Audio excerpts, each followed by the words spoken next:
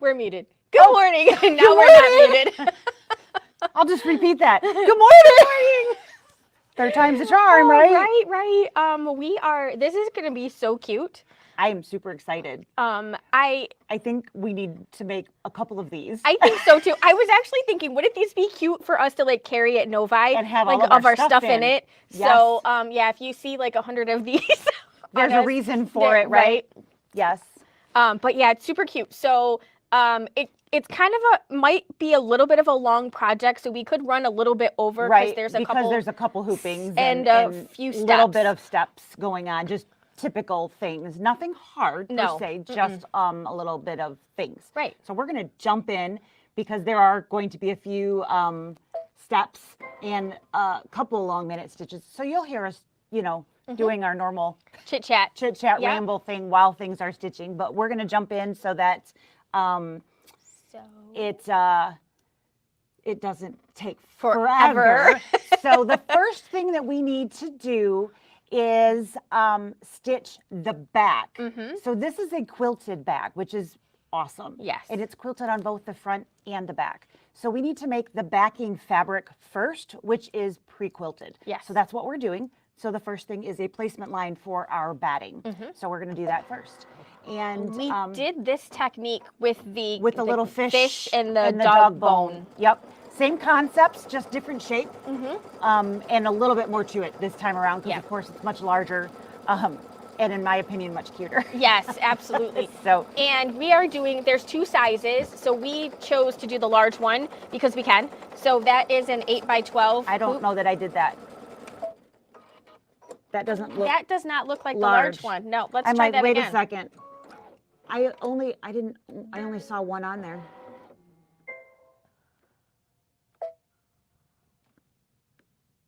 That's because I didn't scroll. That's why. Let's try that again. Let's try that again.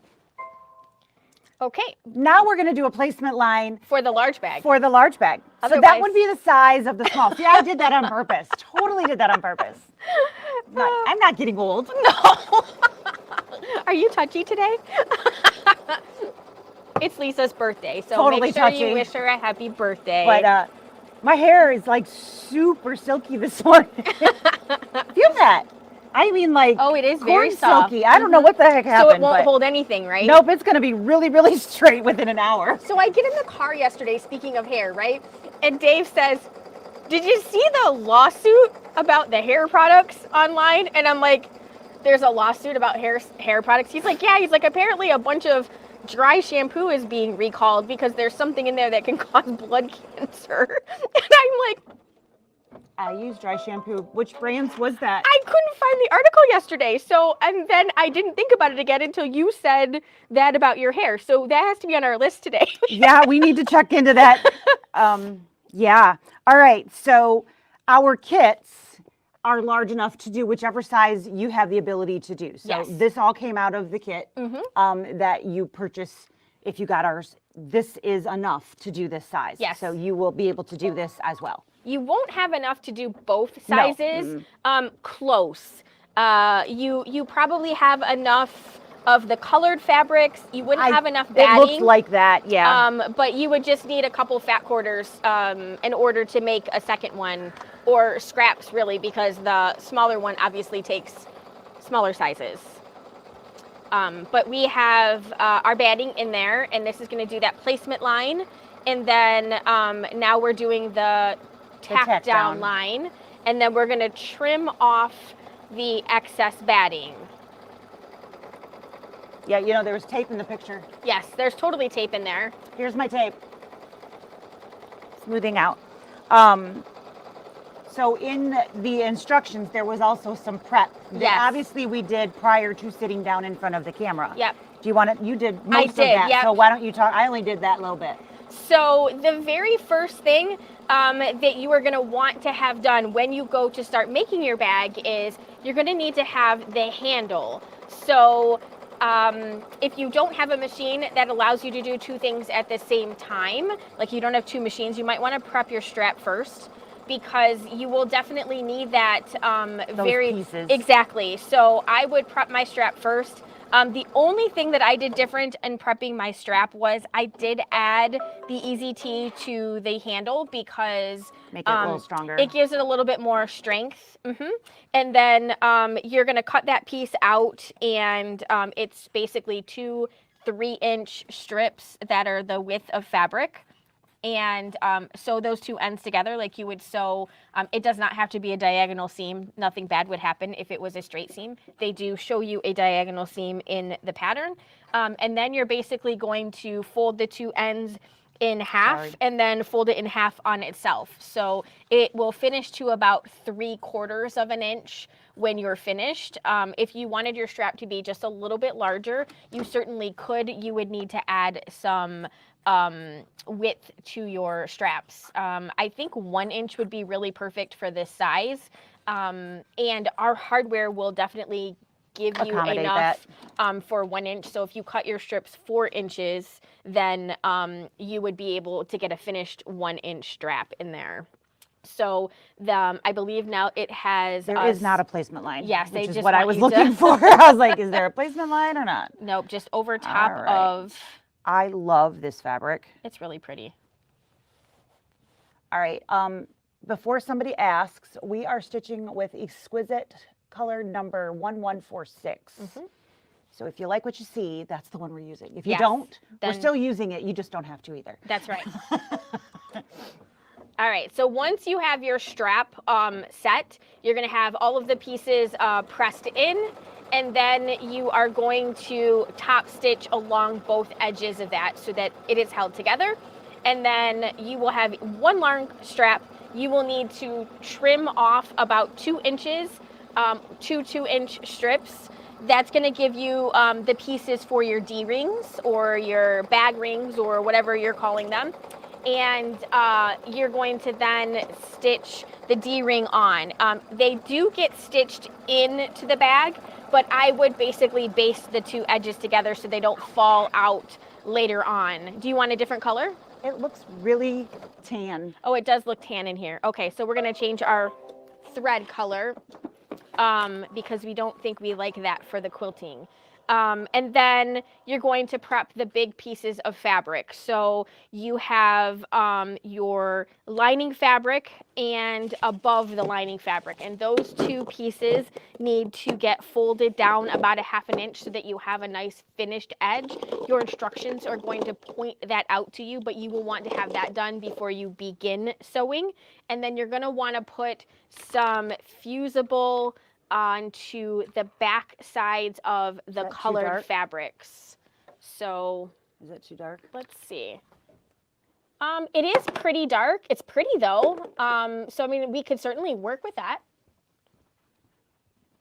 For the quilting, you think it's okay? I think so. I mean, you know, it doesn't matter if the bag is not. What about this one?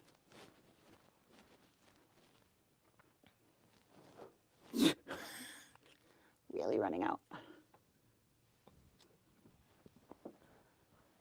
That is pretty close to the color that's actually in it already. Okay. So the other one is a little bit darker. Do you have a preference? Maybe for the quilting, the one that matches it, and then for the accent pieces, I don't know. What do you, this is way off again still, isn't it? Is that the same one? It's damn close. Okay. Let's go with one of those 2. I don't care, whichever. Okay, so we have 2 really good choices here. We have Exquisite ES 1520, which is a little bit darker, and then we have a Floriani color, which is PF 451. So either one of these will be a good choice. What do you think? Is that okay? Yeah. Yep, all right, so that's the Floriani one, so let's give that a whirl. I think that's definitely better than that. Yep. That just had a little way too blushy. Much. Yep. I was like, that light hitting that. It's like, I don't know about that. All right, so sometimes your best laid plans. It looks really good with the plastic on. You take the plastic off and you're like, maybe not so much. So Holly asked, what Kimberbell are we doing? So Kimberbell, this is the October digital dealer exclusive, and this is the Erin Crossbody Bag. All right, so here we go again. And this is kind of that fun orange peel Yes. quilting design. Much better. Yeah, that's better. You could probably just use plain old white or cream with this as well. I think you could use the cream if you wanted that route. I Yeah. personally like a little bit more color to Yeah. show, but it'll, whatever you would like. Yes. So this is the Floriani one. Mm-hmm. The dark one might be really good as an accent color, but I think you could use the same color everywhere on this one and still be fine too. Yep, so absolutely. Whatever you would like. There isn't a really good way, at least we haven't gotten there yet, but it doesn't appear that there's a good way to go light blue on the light blue and green on the, on the colors. No, because it intermixes them. Yep, I would agree. That is probably not going to be that. So, this is the back of the bag that is getting pre-quilted right now. We will be quilting the front of the bag in the next hooping. I think the part about this that confused me the first time was, in my mind, I felt like the backing of this should be on there, but you don't do that because you end up putting the lining is not part of the pre-quilted part, and the lining goes into the bag as you're piecing piecing it. Yes. Right. So you definitely do not need to have any fabric underneath this. You just are going to have. I remember that when we were doing it. Right. You were trying to get it all together, and yes, the hurrier you go. And all that did, which wasn't a big deal, your lining was just quilted into it. Right. Not a big deal. No. I mean, it obviously works that way as well, but.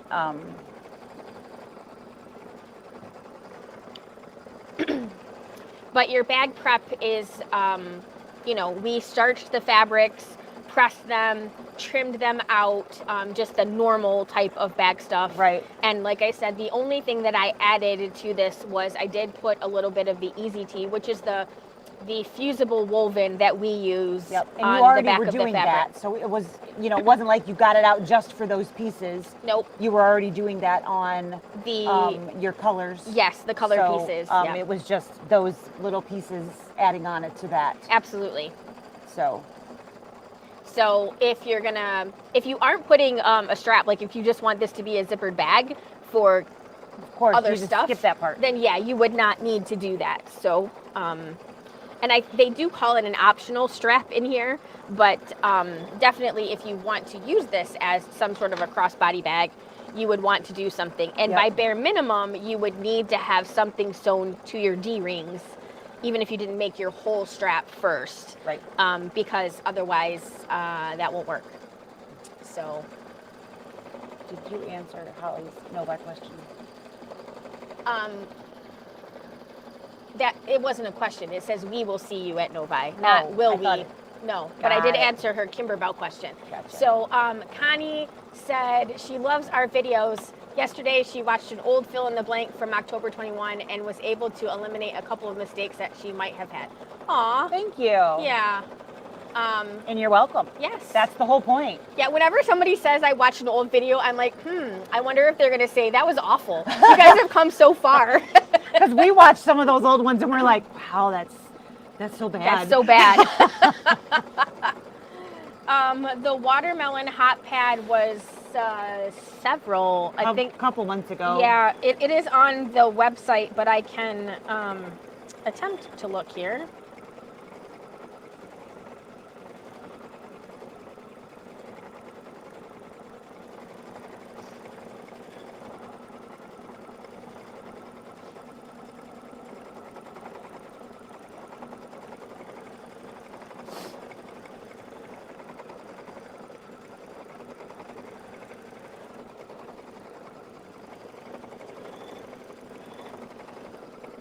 That was May. Watermelon chenille hot pads. I do like this quilting. So, yes, she found it. And Mindy asked, is this being recorded for future viewing? Yes, as a matter of fact, whenever we go live on Facebook and YouTube at the same time, these videos, they stay up, I think, until the end of time, or we take them down.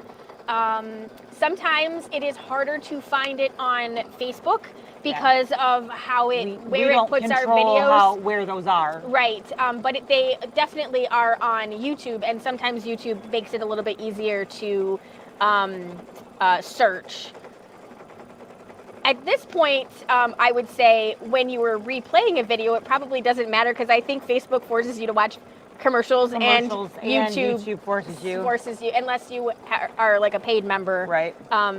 So from that respect, I don't know that there's one not is much difference from that. But right. being able to find them is a little bit easier on YouTube. So less time to get it started anyway. Yeah. But you can also, if you find one that you want or that you like, you can save it on Facebook to view it later. So that's pretty simple as well. Yep.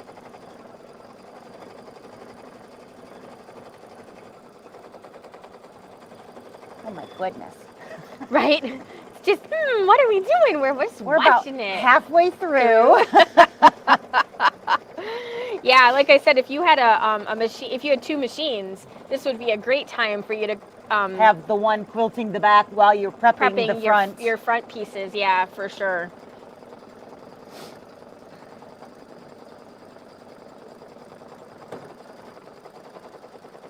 This is a pretty efficient way to make this design. It is. It's funny, sometimes when you look at a quilting design, like from the digitizer's perspective, like I look at a complicated design and I think, oh my God, how am I gonna do that? Like make that so that there's not 97 starts and stops. This was good, for sure. This is not how Design Center would create this design. I love that Design Center, but I really wish that. But how it comes up with things, not necessarily the smartest way to stitch things. No, it always looks good in the end, but you don't turn it over. Right. Yep. But I think when I think of like the Design Center, I think of it's basically like my worst nightmare about auto digitizing. Like it really looks great on the top, but you have you can make zero changes in it. It just is what it is, and you just have to trust that it's going to look okay. That's kind of like what auto digitizing does for me. Like a lot of times they really do come out fine. They'll stitch fine. Yes. But there's always a but at the end of that. I always have that type A moment where I'm like, I can't change it, so I'm not okay with it. Yep. What if I wanted to change it? I would not be able to. It's really hard.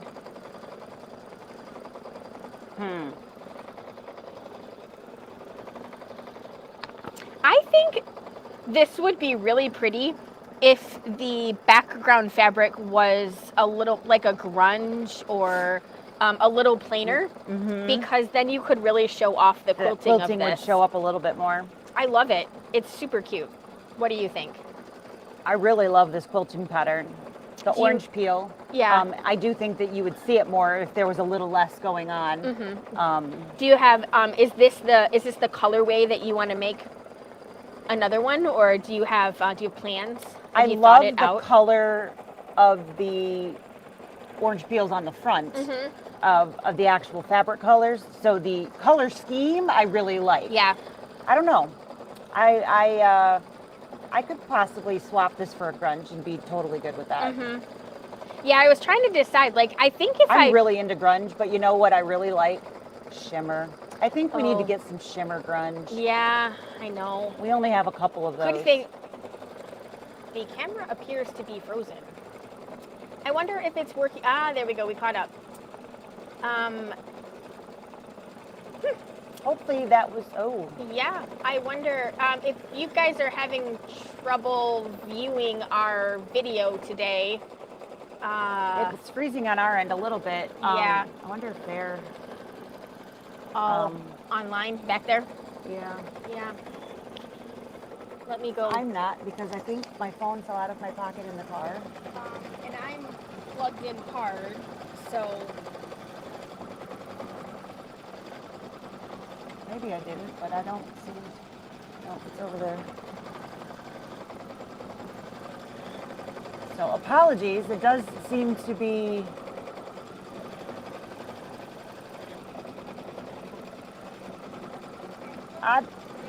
Oddly, that camera's fine. It's just this one. Oh, look it over here.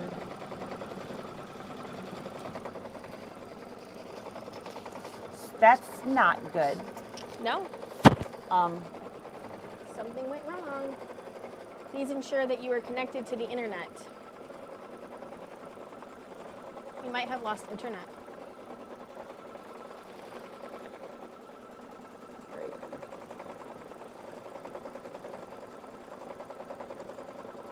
Gail Maloney said it froze, but she could hear it a minute ago. But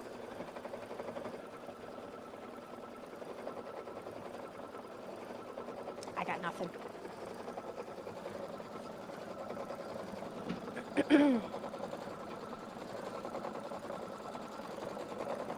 All right, they're fine. And they can hear it, so it must. Very strange. Yep. So I am working on it.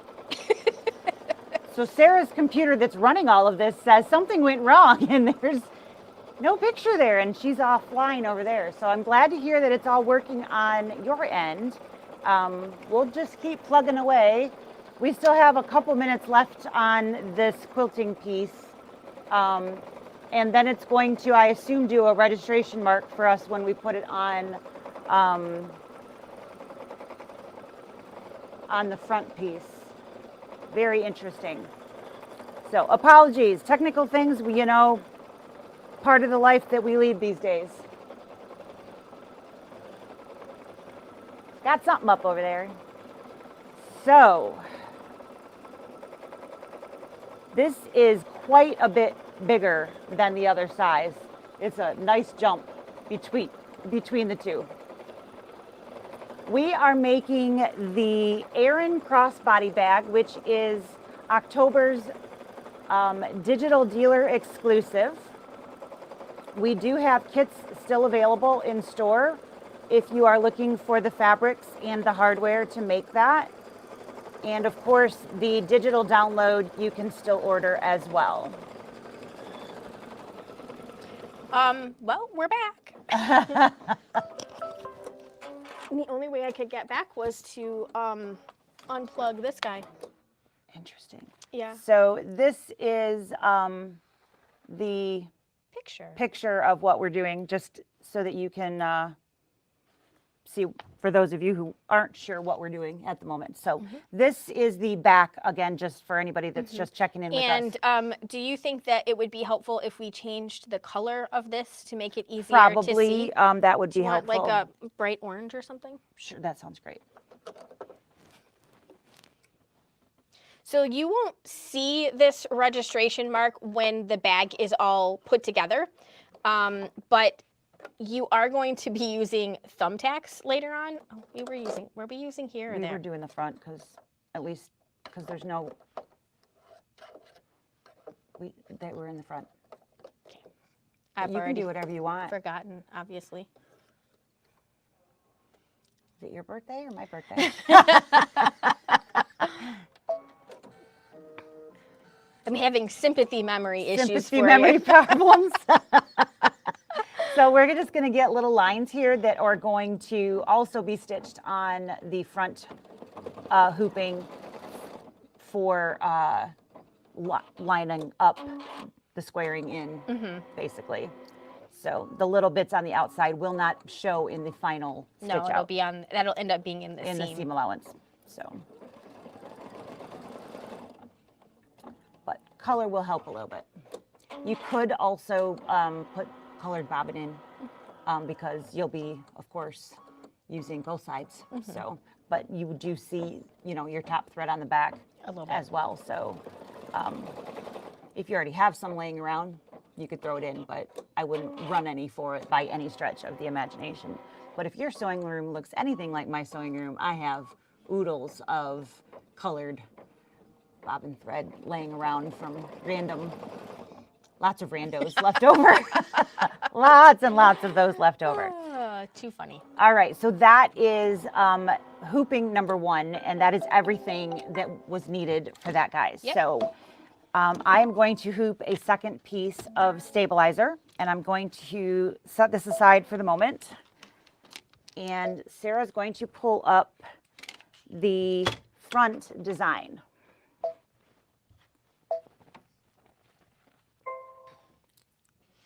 And the basic order of this, the top piece is we are going to layer batting inside of that, and we're going to trim batting out from underneath where the zipper area goes. But we're essentially going to build the bag. So we will put the top fabric in, we'll build the zipper in. You're going to put your top piece on. It's not one solid piece. So you're kind of building the base first with your different pieces, and then it will quilt it. We're going to get that orange out of the way before we accidentally have some really fun colors happening here. All right. We going back with this one? I think so. Okay.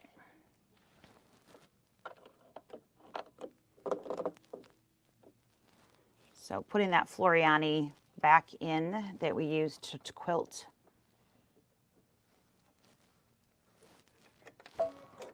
the backing. And in case you did not catch that, we are not trimming that other piece. Correct. Leave that alone. It says to trim the stabilizer away from the back. But don't cut any of the fabric No. or anything at this time. So leave your excess fabric there. Don't trim to that stitch line or anything like that. Just wanted to throw that in there. Yep. So, all right, so we're loading that. We're going to start basically just like we were, like she said, and placement line for our other piece of batting. Yep. So this is just like we did on the backing. We have our no-show mesh. This is basically what we always use when we're quilting in our hoop. And then we're going to get our placement line for our batting, and then we'll place our batting. The difference between this part of the bag as we're building it versus the other bag is it will not be a solid piece. Right. Because we have to have an opening for the zipper. That's right. So it takes a couple more steps to get to the point where we are quilting, but that is what we're going to do here.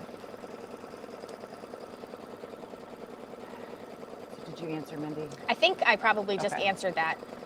We used no-show mesh and batting at the backing with the lining.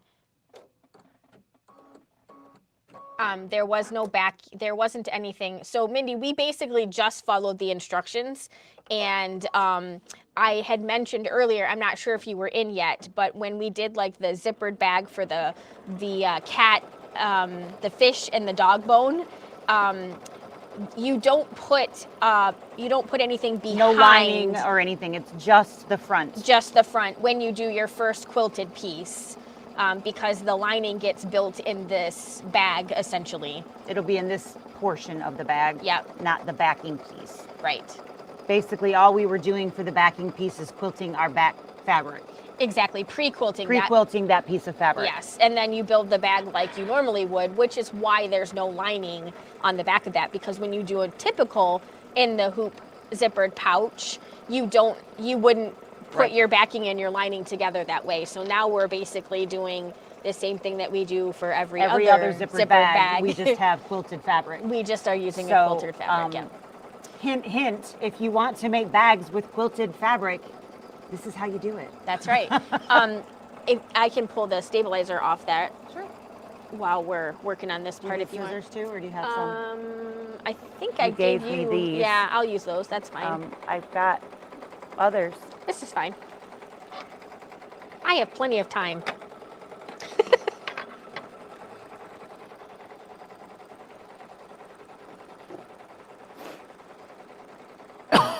Excuse me. So, as Lisa mentioned, we are not trimming out the back part that we just quilted. We just need to pull the stabilizer off. So that's what I'm doing. I'm just trimming close to the edge to get rid of the extra no-show mesh. but I'm not trimming into the fabric at all because you'll want that excess there when you go and you lay this piece on in several steps later. So I now need to remove the excess batting from around that. It's got a separate line that it's going to stitch for the zipper, so I'm not trimming in there at the moment. Mm-hmm.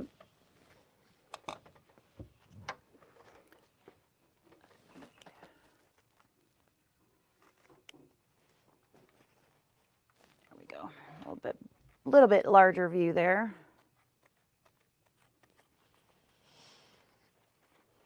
I have somehow got scissors again that aren't cutting well. Yep. I swear those are worse since we got them back.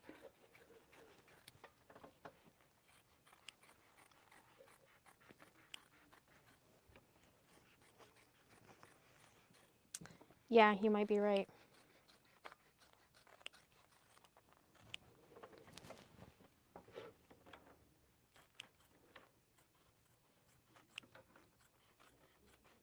It's like there's random spots that are fantastic and the rest are not so much. You got to really find that sweet spot. All right, when you come to the opening here, you're just going to basically connect the dots. So you're going to cut straight across that zipper opening and just trim around the outside at this time. It's kind of an interesting setup that they have here, but that's what they're having you do. So just around the outside edges of that. The color stop number 3 is going to be the zipper placement line. So that's going to, quote unquote, show us where to remove for the zipper. I kind of feel like I already know the secret. Right. Where that's going where to be. Where that's going to be, right? It's not that much of a mystery here. It's not, but going with it. So it's going to show us that here.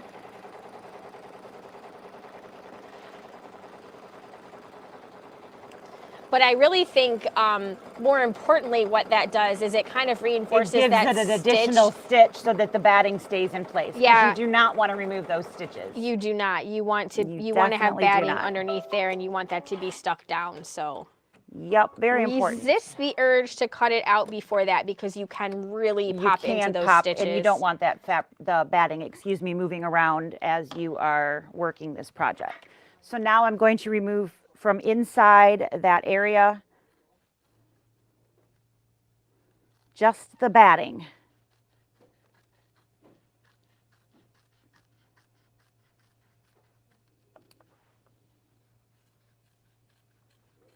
We were talking yesterday about trimming on a single stitch versus a triple stitch or a 2-time around.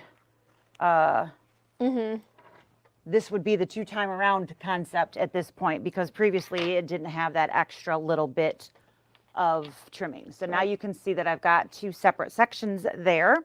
And once I have that, we're good. Again, we are not cutting the stabilizer at this point, just in case. If you did cut it, shame on you. No, I'm just, but you do not want to cut that. We will be doing that later on so that you have access to the zipper, but we are not cutting it at this point. Yeah. Again, we did include the hardware in our kits. So the zipper is in there and it matches nicely. So you can, of course, use something else if you are going for different colors and that kind of thing. We do recommend a zipper larger than your project. And the reason for that is you never want to embroider with a zipper that has the pieces of hardware right on your stitch lines. So you always want to keep those outside of your stitch field. And that's why you have a larger than needed size. I'm going to use tape. Yeah. Also, I would not recommend a metal zipper. Agreed. And you would really have to be very good about making sure that you had the zipper teeth pulled away from those areas. So we're using like a plastic nylon zipper that, while the needle doesn't really love it when it stitches through it, it does go through it. It will go through it, and it should not cause any grief whatsoever. And we are just embroidering with our standard 7511 embroidery needle in here. We haven't done anything special. You should not need to for this. Nope. So what I'm doing is with the hardware portions outside of my field, I am centering the zipper tape inside that stitch line, and then I am taping over where my embroidery foot is going to be going. And if I've pushed that, I want to make an adjustment. It's very important that you have that staying in the center, because the embroidery pattern has a specific placement of stitch. You don't get to make an adjustment based on, oh, I'm just sewing this so I can move it. Yeah. You don't get to do that. So the machine is going to already know exactly where it's going to go. So you need to make sure that you're centered so that it's placed evenly on both sides of the zipper. Yep. All right. So once I get one end in, I give it a little bit of a pull to make sure it's nice and taut. I don't want buckles in my zipper as well. And then I smooth that out. I tape in the center because, again, I want it nice and tight and I want it to stay in the middle. And then I tape the other side. We want to have tape going over where the foot is, because we don't want our foot to get caught on the zipper teeth or the edge of the zipper tape. All right, so this is one of those instances where even I use tape. All righty. Super important if Lisa uses it. Right. If I'm putting tape in there, you should be too.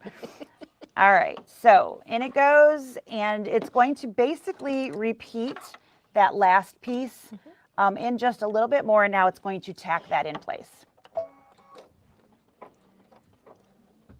Depending upon what your zipper is, some people find it necessary to raise their embroidery foot to come over that zipper. I don't generally find that to be a necessary thing on my machine. However, do keep an eye. Don't walk away while this is happening, because you don't want it, again, to catch.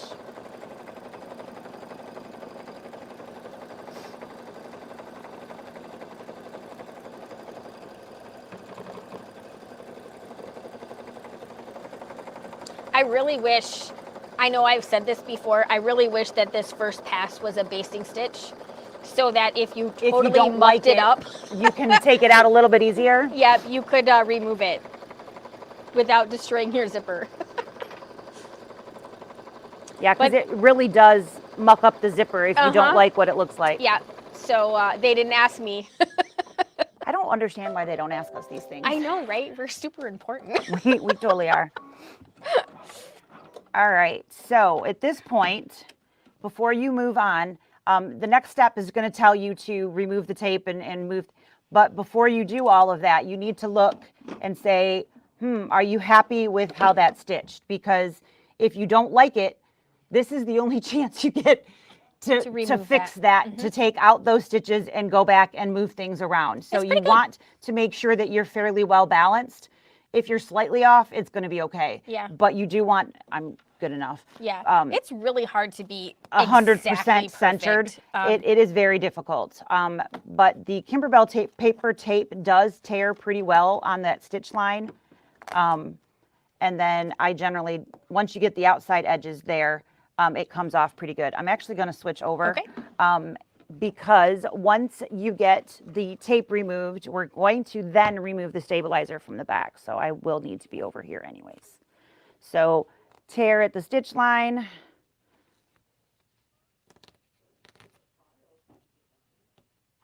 And then remove from the center.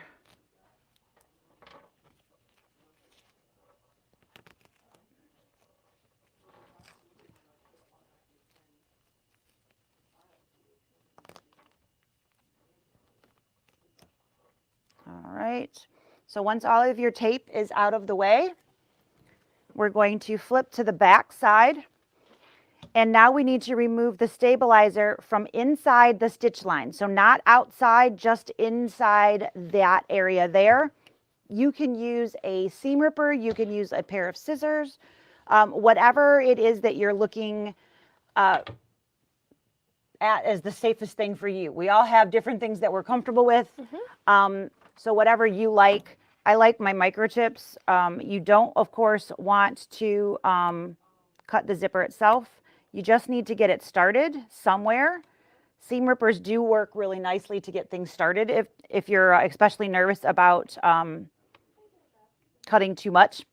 And then you can generally take, once you get it started, maybe I do want a seam ripper. These aren't sliding well today. And just kind of push along, there we go, that seam line, and then cut across and return back the other side. It usually works just fine. What is it about being live that things don't work the same?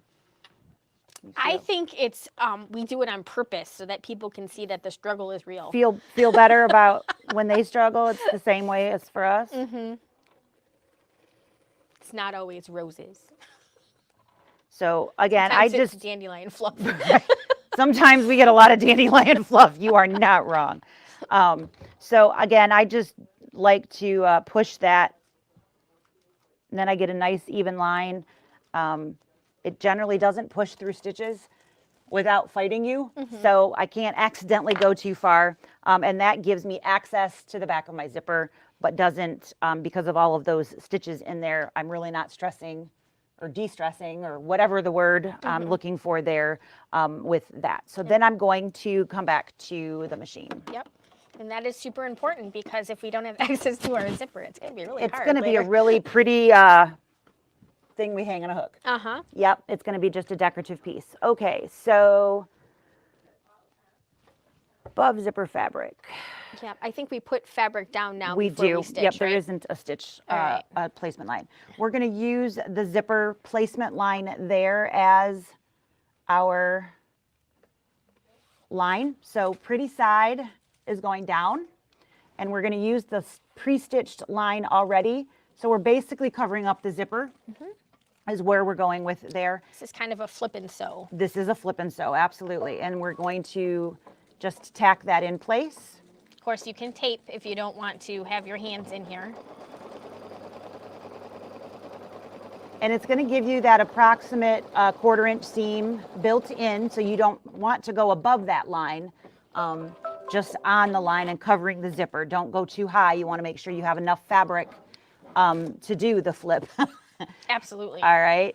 And I'm actually going to give it a little bit of extra help just to make sure we get a nice crisp fold. So I'm going to throw a little bit of starch on that fold. That is our fabric folding pen, right? It is. Love that little guy. And even a finger press on there, since the roller's not going to get me very far with a zipper right next to it, is going to give me a much flatter fold. You can see it stays nice and flat now. It does. It's going to look a lot better than that little poof that you get when you don't do something like that. And my iron's way over there. So at home I have a small one right next to me, but there you go. All right, so this next one is going to tack that little guy down. It's going to go up and around. And again, you can tape that if you feel more comfortable. And if you do take this to your iron, this is a plastic zipper, so don't hit the teeth. That's right. Otherwise, it's going to be a really pretty not working zipper. Most definitely. All right. And then we have the base. The bottom portion of the bag. So our third piece of this beauty fabric. Yep. And this feels wrong when you're doing it. It really does. So we're going to go up and over the top of the hoop. But we're doing that flip and sew part again, so we want to make sure we have a nice clean finish. So the majority of your fabric is going to be kind of hanging off the edge of your hoop over here. And again, I'm going to go right on the edge of my zipper. I'm going to balance my excess fabric around both sides there. Let's see if I can get that in frame. There you go. All right, so I've got the excess on both sides because I don't want no fabric on one side and everything. So make sure that you are centering your pieces when you're doing these add-ins here, okay? And you're gonna line up the edge of that again, pretty side down, okay? And there we go. We're gonna stitch that in place. Again, you can tape if you would like.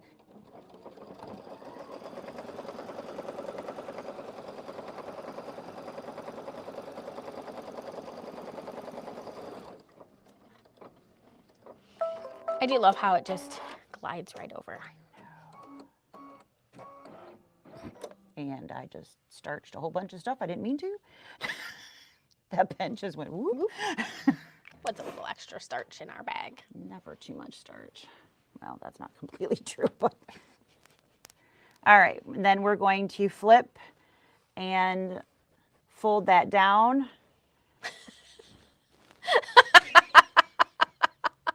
Thank you. I like how she snuck up. I know.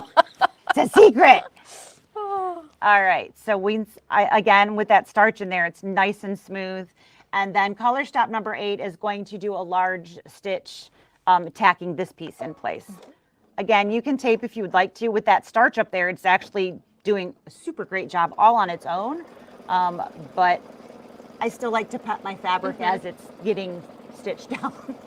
Just can't help myself. A little fabric fondling goes a long way. It surely does. Never hurts. You just moved from PG now.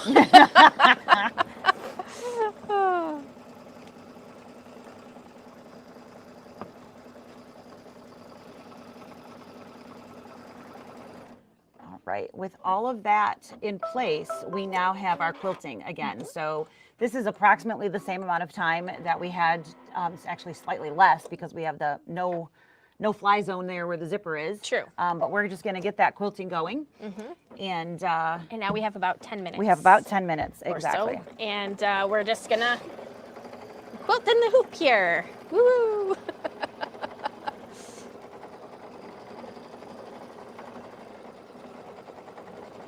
All right, so let's see. The last time we lost our internet while we were quilting. Yes, we did. So, I guess that's the beautiful thing about having multiple different technologies, right? Is that it stayed, right? I mean, it stayed, I guess. The iPad stayed, Everybody right? said it was still functioning, so that's a good thing. But so, do you mind? I do not. What if I'd said yes? I'd have thrown it on the floor. Karen said she was good, so. Right. Oh my goodness. She said. She did. I totally heard it. Yeah. Oh goodness. You got a kitty cat? I did. I took her to Baskin Robbins. She knows you're a dog person, right? Yeah. Okay. She's a cat person. Okay. I sent her a cat, so it might even have been that cat. I know. She's recycling her pictures. I think I told you about, she's Virginia. Yeah. With the eye. Yeah. Yeah, that's her. No patch this time. She's that was good. Still having lots of problems, but she no longer has to wear the patch. She's not Pirate Amy anymore? She is not Pirate Amy, no.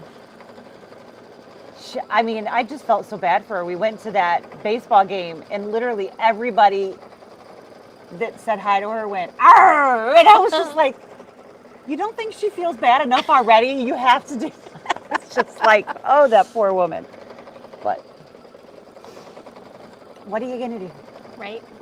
Roll with it, I suppose. Something like that. Right? But, yeah, so let's see. What else do we have to talk about? We have class this afternoon. So if you signed up for Embroidery Club or the Table Runner Club. Should have got an email with the Zoom links and everything. So those will this afternoon. Yep. If you think you signed up for that and you didn't get a Zoom link, let us know. Let us know, yes, because we think we sent it to everybody. So yeah, that's the N+ feet came in by the individuals. Individual ones? Like if you didn't get the upgrade and you just wanted a foot. Yeah. We got 3 of them in. Did you play with your N foot at all? N+ foot? I haven't sewn since I got the upgrade. So I know that they don't listen to us, right? But I would love it if they would make more feet like that. Because it's a lot different. Really stable, yes. There's not, Snap-on feet have wiggle. The wiggle. Yeah, right. they have that little wiggle left and right. Little jiggy in it. The little jiggy, yeah, they get jiggy. Yeah. So there's no getting jiggy with the N plus foot. It is very solid, so it doesn't have. So Will Smith would not like that. He that would foot. not like that foot. No. Got it. Okay. But it's solid, so it was good. I liked it. I when I was making my bag for Disney, I played with that foot on the straps a little bit, and it was really, really nice that it didn't have fantastic a lot of movement. So I really hope that people like it, and I hope that that Brother and Baby Lock adds on find value in that. Yeah. I mean, now they have it. I can't see why they wouldn't. No, I mean, it certainly doesn't get in the way of anything. So, that's me. I hit the thing over here. Okay. I'm like, oh, what was that? Yeah. No, that was me. But yeah, it was nice. So I'm glad to know that they came in. So I think other people will like that foot as well. Do we have that out? The N plus foot? Yeah. No. So what we're talking about bag in the box for this machine, wherever we put that. Is that under here? Nope. I found a knee lift and no-show fusible mesh under the drawer here. Wow! Look at that. Thank you. I don't like these new feet. I don't either. But this is the new foot that we speak of. Yeah. I want to show it underneath that camera. I was just going to put it in front of this one we can do because it's a little bit. So it looks kind of like a sled. We're going to go dog sledding or something. Yeah, yeah. So what we're talking about is this little addition right here is what's making it so much more stable. Mm-hmm. So the foot and the size and whatnot is the same as the previous end foot. That portion hasn't changed. The end foot is it's called the monogramming foot. And what that's generally used for is your decorative stitches. Flip it over. That was going next. Calm down. Don't talk about that without flipping it over. The monogramming foot is different because there's this groove here that allows the foot to slide over stitches that have a lot of thread without raising up and having to... Or getting stuck. With all of the extra thread that is in a decorative stitch. In addition to the snap-on little pieces here, this goes around the ankle. So this is where there's no jiggy. there's no wiggle because it is hugging the ankle. So it's a much more secure foot, and it still has that groove, and it's not quite Teflon. No. What is it? It has a special coating. But it's got a special coating, so it glides over your fabric smoother than it did before. Yeah. So they made a few changes and made this. It is called the N plus foot. Yes. And we do have a few now available as individual purchases, not just in that new upgrade for the Solaris or Luminaire. So, and this foot would be available for all machines. Exactly. This is a 7mm snap-on foot. So there's no reason that it won't work for any machine. Absolutely.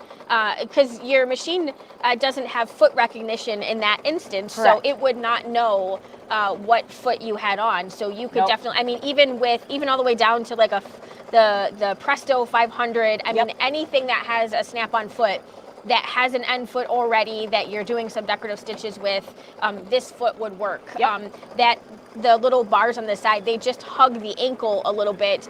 So you don't get that kind wiggle. of braces it so that it doesn't have a lot of wiggle, which is a really nice feature. So yeah, I'm excited. Yeah. Getting jiggy with it. Except we're not. That's the whole point. But yeah, so that is now available. We got 3. They just came. I think that's what I ordered, so that totally makes sense. The 3. Yeah. Yes. We didn't know if it would be like everybody wants one or because everybody has, because they come with, I mean, every machine when you buy a new machine comes with an end foot. Yes. So, it's right. It's definitely a I want. Not an I need. Not an I need. So because they're in, I assume we can get more now that they're available. But it's... Did she price that yet? It should be on our price list. which... You think? Yep, because it was on the order form from convention. That's where we ordered it from. I know it's on Brothers if it's not on that one.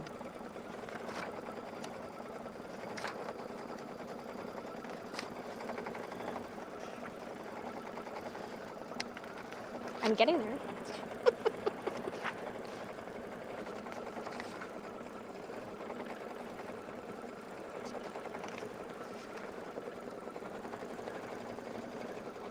Um, 34.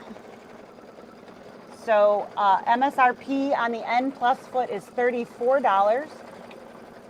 And then for all of you who did purchase your machines from us, that would still be eligible for your Savings Club discount. Yep. And I feel like this needs to be said. If you did purchase a machine from us and you did not know that you can get a special online code for that, and you would like to purchase online, but you don't because you don't think you're going to get your discount, email us or call us. Yep. And let us give you your special code so that you can place those types of orders. You can shop on the web and make that easier for you. I mean, we're certainly always happy to, see you in the store, of course, or take a phone order, but we know that we're not here all the time. And, sometimes it is 11 o'clock at night when you have time to shop and you still want to get that discount. Yeah, and you want to send your neighbor in to pick up your bag or your daughter or whoever, and then you can do that, or we can ship it to you. Absolutely. So if you do not know what that wonderful coupon code is, give us a call or shoot us an email, and we will be more than happy to share that with you. Absolutely. It's a secret, but it's not. It's not. I mean, it is, but it isn't. Yeah. I mean, it's not a secret that you get the discount. That's one of the wonderful things about purchasing. Things about buying from us is that's an everyday, forever thing. Yeah, and we give you a discount on Brother and Baby Lock branded items, your threads, your stabilizers. So that is, and there's a couple of items that maybe don't fall into that category, maybe because they're a really, really expensive foot and we've marked them down more than the 20% that you would normally get. So those items, it isn't available on, but it is definitely there for you, and we do encourage you to make use of it. I mean, there's no reason not to get that discount if you purchase your machine from us. When you are in store, we usually ask, and we'll take care. Did you buy your machine from us? And whatever. We'll help you remember if you come in, but when you're at home. That's right. And if you receive that cute little blue booklet on there, anytime at least in the last year. It's not that cute. Maybe we should cutify those. That the coupon code is on a sticker inside that book. So if you have go back that, and look in there. Yep, absolutely. Yeah, we should make some scan and cut stickers or some stickers on there or something. We need like a Laboo logo or something. SnL. SnL logo. Oh. Oh, goodness. So now you know how much the N plus foot is and how much fun it is. There you go. Just in time. Just in time. Okay, so the quilting portion is all set. And so now we get to start adding the colors of fabric. So I got a stack over here. I also have some really strange strings coming from my sweater. Not really sure what's happening over there. All right, so I'm going to turn the page so I can stay on top of things. So first things first, we need, of course, a placement line. So where do we put this? Not sure I'm going to be able to see that, but we'll give it a go. Yeah. Holly, I guarantee that you have been given your discounts when you come in the store. 100%. Yes, we definitely know that you purchased your machine from us. You're in here all the time. So that is, sometimes people buy a machine from us and they're not in here all the time and we may not recognize you. But again, you get that on Brother and Baby Lock branded items. This doesn't count for more machines, but accessories, bobbins, and then thread and stabilizers. That is the gist. I just need one of these though, right? It's possible. Okay. I'm like,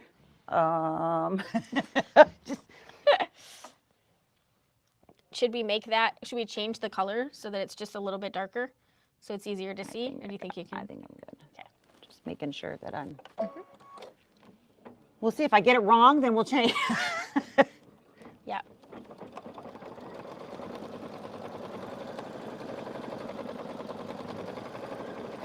All right, so I don't know that we want that darker color. Okay. What do you think? You want it darker? It doesn't matter to me, honest.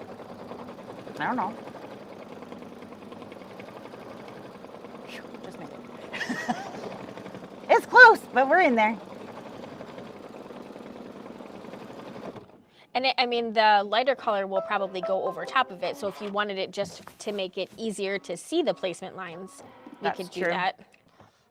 Might be a hair easier. Maybe. Well, I'm trimming if you want to do that. I will change the thread. All right, so we're going to change the thread just for a second to make it a visual little bit easier. Aid. Yeah. This is color ES1520. It's just a tad bit darker. It'll help us be able to see that line just a smidge better. You can see Lisa was really close at the top of that because with all of that quilting on there, it was really hard to see where this placement line was. So this will help just a smidge. There was lots of thread. There's lots of thread, yeah.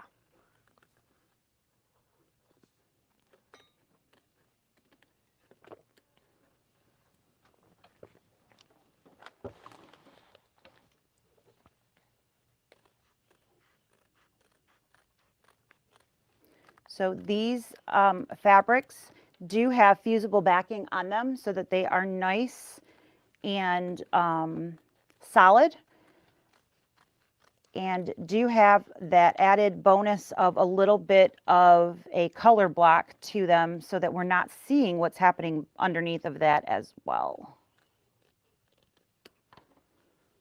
All right, so nice and simple trim there. Big old hoop. So to do this larger size, you need an 8 by 12. We are using a 9 by 14 because I couldn't reach the 8 by 12 hoop. But that is the size that you need. So. Yeah, that's a little bit easier. Oh yeah. Just a little bit. You can see it on camera now. Mm-hmm. My phone's turned off all day, isn't it? Maybe I need to turn off all those noises off. All right. I am just following the colors from the picture. I'm not getting creative. Yeah, you have aside, you don't have enough yellow in your kit to make to design. Right. But you could, it probably would work for a slightly larger piece if you wanted to change up the placement of where you put your yellow. Yeah, I could have tried to get like corners, or I just slapped it in the middle. I mean, but I certainly could have attempted to save and whatnot. I literally sat there and went, do I care? And then went, nope, I don't care. Mm-mm. But I might have if I was at home. But all right, so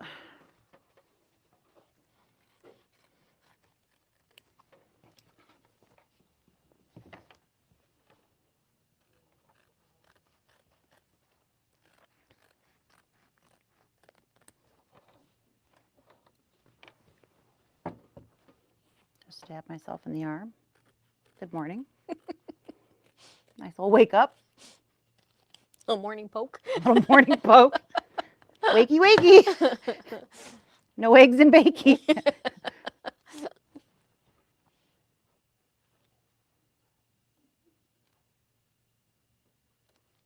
scissors just aren't being friendly. Might have to break down and just get a new pair.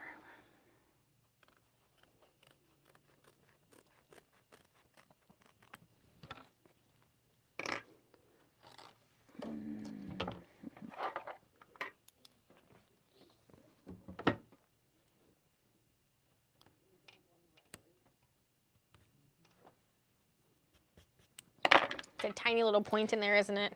Yeah, and those, like I said, those scissors aren't as sharp as they need to be, so not playing super friendly for me. All right, here we go.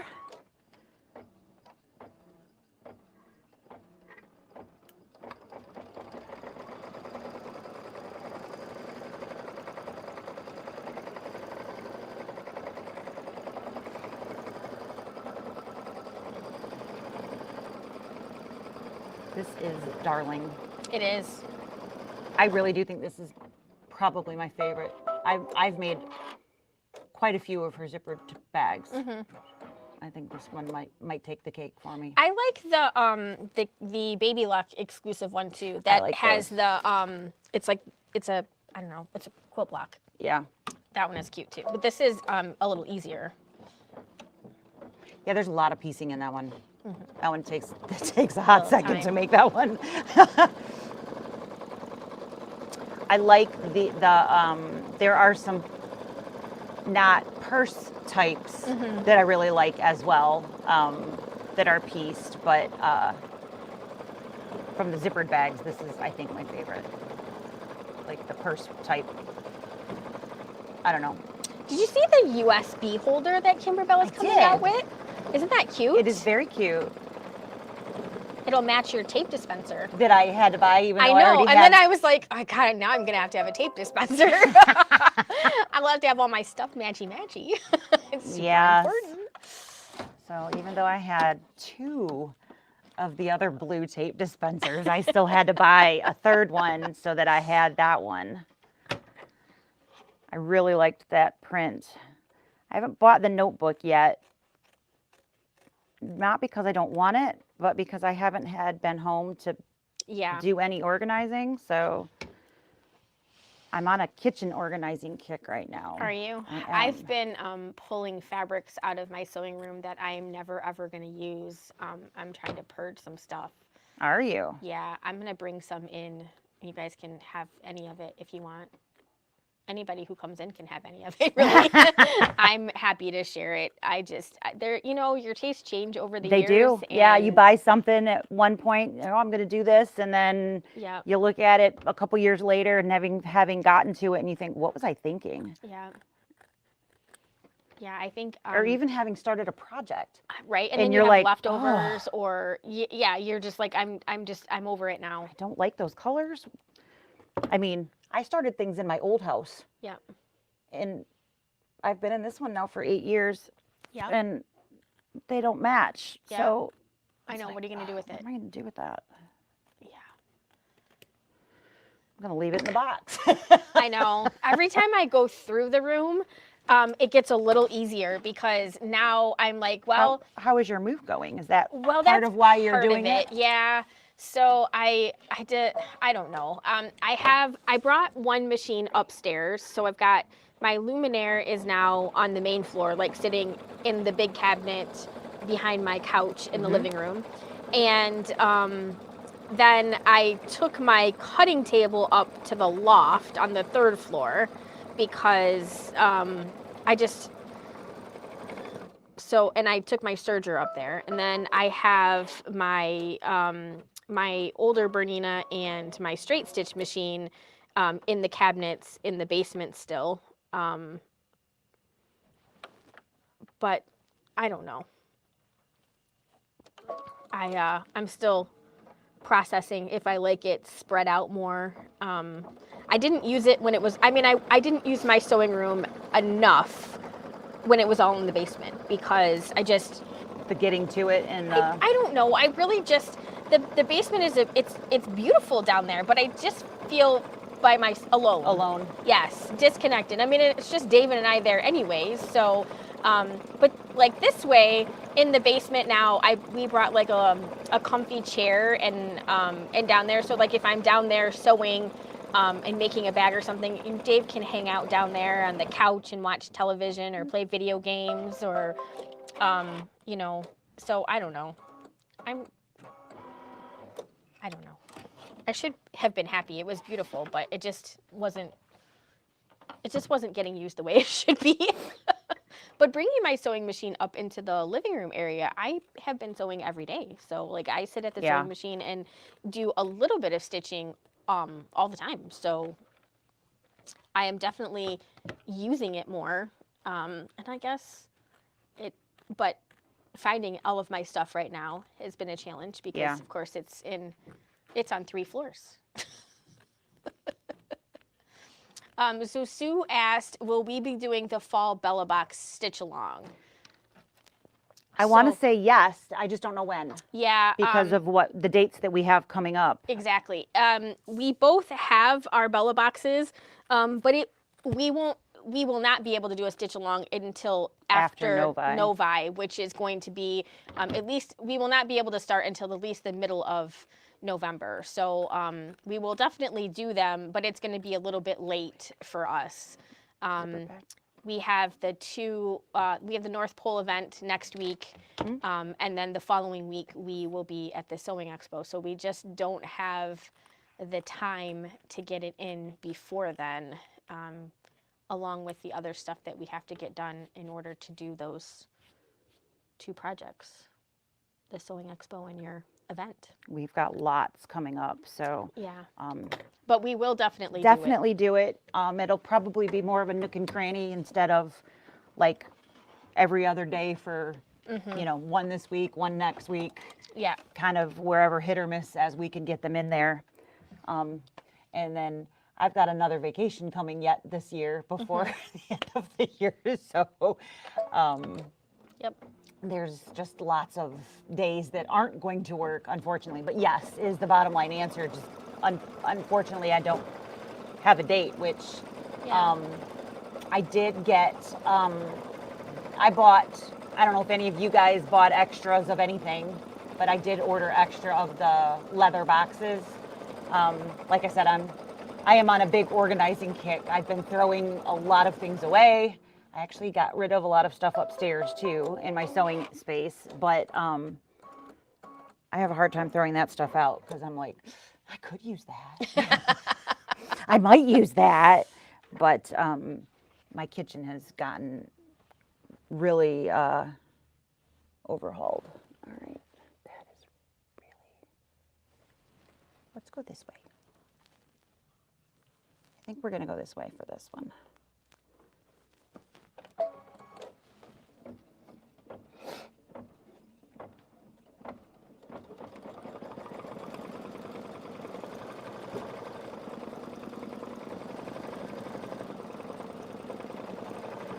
A little better coverage going at an angle.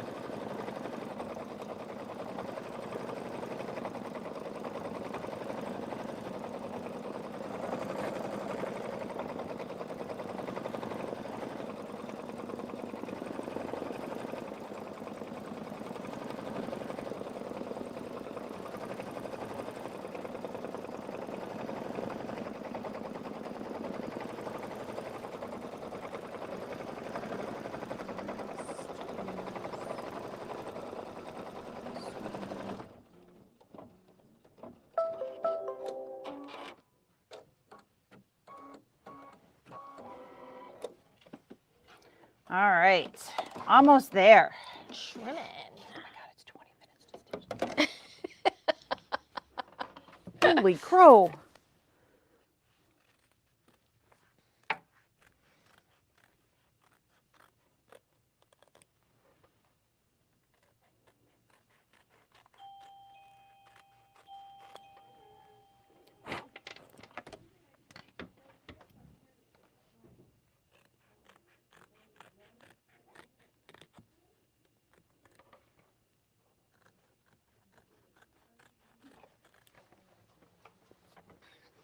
So we've got one more applique piece here, and then we have a really long stitch out. It's like 20 minutes.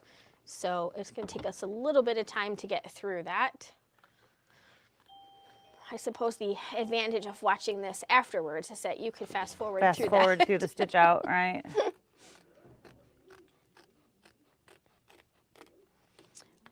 Robin asked, what is the size of this bag? So we are doing the 8x12 version. Does it say the finished size? Usually it has something in the... Let me look and see.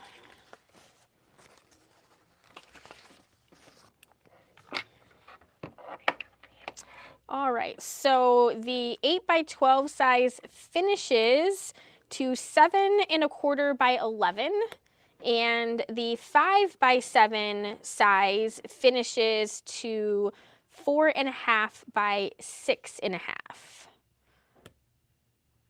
So that is the finished size of the bag.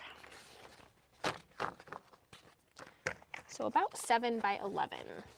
Almost paper size. Nice size. Mm-hmm. Even get my big old wallet in there. Right? All right, one more.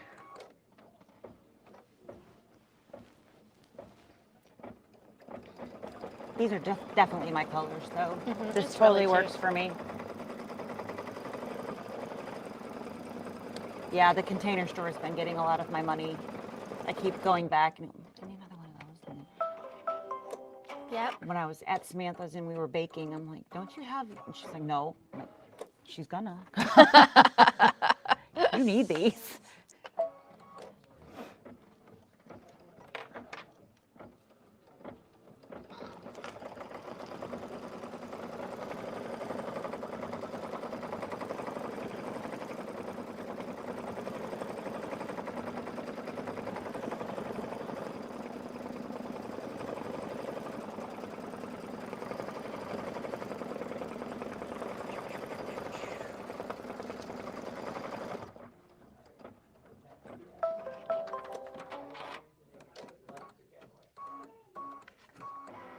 All right. This is the last trim of the applique pieces. Yep. So whichever color, I don't care. Okay. You I want kind of like the darker one. Do you like that? Let's go for it. So we're going to leave the darker color in, and then we're going to do the decorative stitching around all of the applique pieces. This is about 20 minutes, so I apologize. We'll just ramble for the next few minutes about nothing. So if you are watching this at home, you can certainly feel free to Go grab breakfast. Yeah. Guess it's almost lunchtime Good now, time isn't it? for a cup of coffee or a second cup or a potty break or it probably won't be super exciting, but it's going to be super cute. Because really, up until this point, this has been a pretty basic piece. I think the different pieces are going to happen after we're done with the applique part. So they have you using like thumbtacks in order to make sure that your pieces are lined up. We've done this a couple of times already, so this won't be super brand new if you've watched any of our videos before, but However, you'll be able to see it really well because they're larger pieces. Sometimes when we do it, they're so small. So this is, again, 20 minutes. So yeah. I think I've got enough of the little points covered. Yeah. Or undone. Undone. That, trimmed away. Oh yeah, I think that looks nice. It is a little bit of a pop. Yep. This is going to be really cute when it's done. All right, and it's going to be a good size. There's just a whole lot more of this going on here, so we'll let that do its thing. Yeah. So I was scrolling through on the Bellas and Fellas, and you know we did the stuffy yesterday. Yeah. And did you see somebody had made blown them bigger? it up? Yes. So that's gonna be. I gotta try it. Now you gotta try it. I gotta do it. So I thought, well, I'll just do that with. I thought maybe doing it with velveteen. Yeah. Bigger. Yeah. Would be easier. Less stress on it because it wouldn't be so small and hard to turn. Yep. There wouldn't be as much stress on there. So I thought maybe we'll have to give that a go, and that would be really cool. It was have. cute. Yeah, she had the 3 sizes. She did. Yep. The middle one wasn't, in my opinion, quite enough different to take the time to change. Yes. But the big one was 200 something, she had said. So I thought that was pretty cool. Robin asked if we will be making the strap as well. I actually pre-made the strap. And then there's the little D-rings are down there. So, and we talked about it earlier, but in case you were not here earlier, the instructions have you cut 3-inch strips. So 2 3-inch strips that are the width of the fabric. Yep. So this is not the right thing, but just similar to that. Yep. You're going to have strips, and then you press towards the center. You'll have like that. Yep. And then fold that over. Yep. So what I like to do when I'm making those, so the instructions have you fold the ends in towards the middle, and then they have you press it in half and then press towards the end. What I usually do is I mark the center of the strap. So this is a 3-inch, so at about the 1.5-inch mark. Just draw a line. And I draw a line, and then I press into the line and press over. I find that to take a little less time and to be a little bit more accurate for me. When I press in, sometimes your iron makes things wonky. It does, and it sort of sometimes it stretches it out of proportion a little bit if you're not super careful. I did add the Easy Tee, which is the fusible woven interfacing along that piece. So instead of cutting a 3-inch piece, I cut a 2.5-inch piece, and then I laid that right down the center. I drew on top of that, then pressed in and folded over, and then just did the edge stitching around the 2 pieces, like you can see there. So I just top stitched along both edges, and I did that through the whole piece. And then the instructions have you cutting 2 2-inch pieces off of this, and then you fold those around your ring, your O-ring, your D-ring, whatever sort of clasp you're going to use. And it is going to stitch it in the hoop, but I did just go across the back of that. In hindsight, not everybody's machine is probably going to go through that bulk really, really easily because we have the extra bulk of the lining, the 2 layers of batting. So you could cut a 4-inch chunk off of your handle and not fuse that part if you are concerned about the thickness. Little less to go. It'll be a little less bulky, that seam. But I would definitely add it to the handle part. Your handle will wear a lot better if you have a little bit, and it won't stretch out of proportion. Right. If you put a ton of stuff in your bag.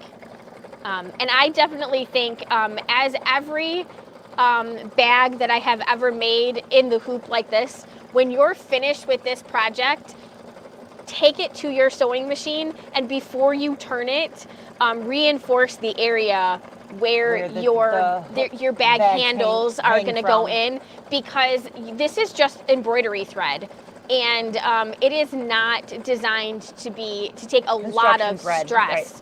So if you go over top of that, your bag handle, your strap will stay in place a lot better and for a lot longer, and will take a lot more stress. So I would definitely recommend just going over that seam on your regular sewing with regular sewing thread a couple of times. And sometimes you don't want to go over it like all in the same spot, so you can make like a couple of rows of stitching really close to each other, as opposed to going over top, back and forth in the same spot. Still putting it in the seam allowance though, but that will definitely help hold that in place.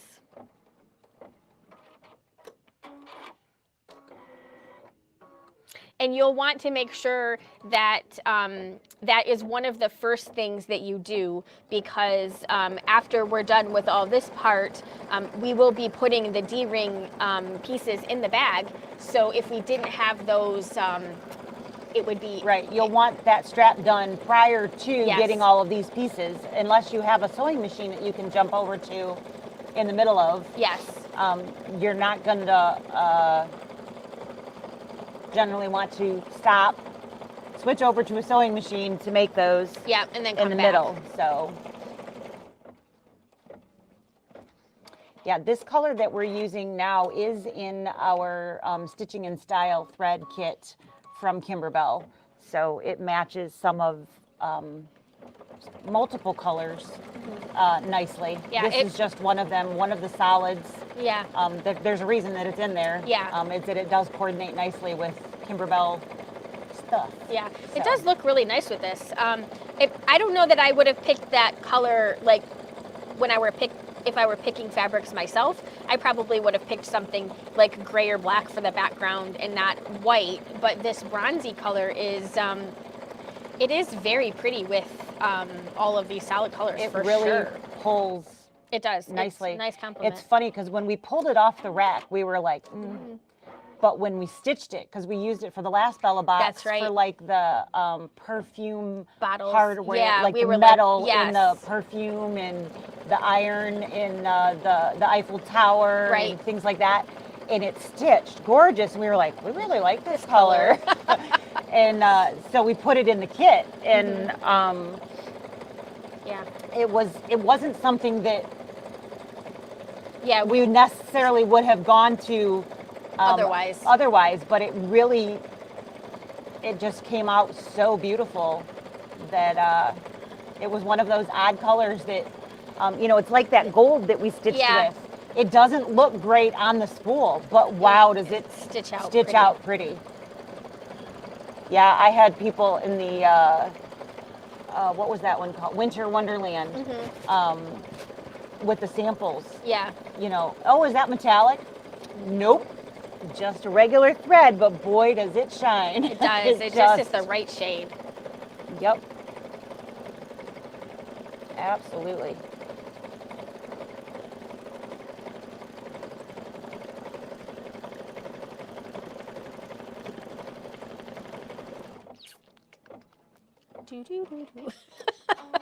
Yeah, not even halfway there yet.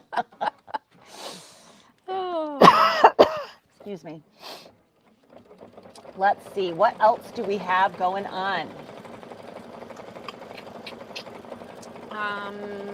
We talked about fabrics yesterday.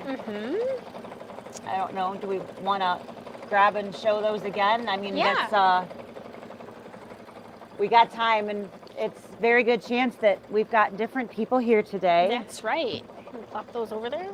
So we are doing a really fun block of the month that is going to start in January. It will probably start towards the end of January, and it is a sewing themed block of the month. So let me grab the picture in case you haven't seen this yet.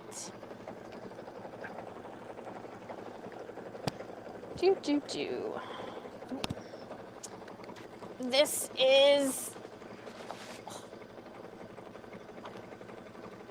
there is a lot of stuff on my corner pile here.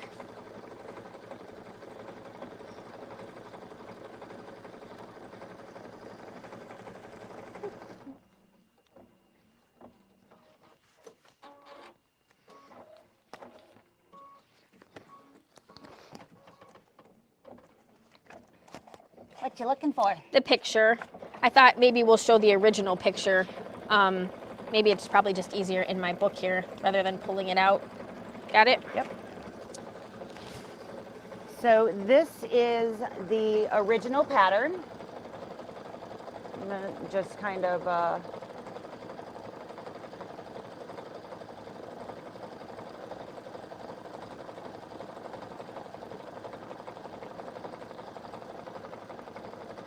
there you go. And we're doing this virtual or in person. So, but we have changed the colors a little bit. So this one's a little more green, and ours is maybe a little more aqua. So this is our sashing. Yep. So that's that main color that you saw in the picture. And then you can kind of see the fabrics are still coming in. Yep. So we don't have the border fabrics in yet. That border fabric that we're going to use is, it's not a big floral print. It's a little bit more geometric. It's pieced. So it looks pieced. It looks like it's printed. you pieced it, but it's printed that way, so you don't actually have to piece it. It Right. just looks like you did. Yes. So we still have maybe just a handful of spaces left. There's not many spaces left. But the rest of the fabrics will start rolling in, and you can sign up for that on our website. So it is called My Happy Place. My Happy Place. There we go. And like I said, it's really pretty. Some of the fabrics are still rolling in. That one at the bottom is the background fabric. So it's got all kinds of sewing jargon on it. It's very cute. The tape measure one is your binding. Yep. And yeah, so super cute. Yep. And there's, you saw the fabric bolts and different things, so it's got lots of color for sure, Yeah. but it's, they're not all like right on top of one another either. No. They're definitely spaced out. And we do plan to, of course, I'm sure you'll all be shocked, we're going to alter it. Right. Anybody shocked to hear that? Yeah, I think not if they've watched any other video. Yeah, we have big plans for it. So we are making it multi-hoopable for people who don't have big hoops, and we're gonna combine some traditional applique with some embellishments on our sewing machine. We're gonna talk about all kinds of different sewing techniques. Some will work in the hoop, some will be adding and embellishing later on. So we're gonna do like some couching and all kinds of fun stuff. So each month it'll be a different portion of the design, and it's a really inexpensive. So it's $275 if you purchase the whole thing, and that whole thing is literally the whole thing. It is. It is going to include the pattern, the embroidery designs. It's going to include all of the extras that Lisa and I create for it. It includes all of the fabric for the top, the batting, the binding, and the backing fabric. So and your easy tee. And the fusible interfacing to use on your background fabrics. The only thing that is not included in this kit is the thread. Yep. And your stabilizers for in the for whatever you need in the hoop. So that is the basic concept of the block of the month.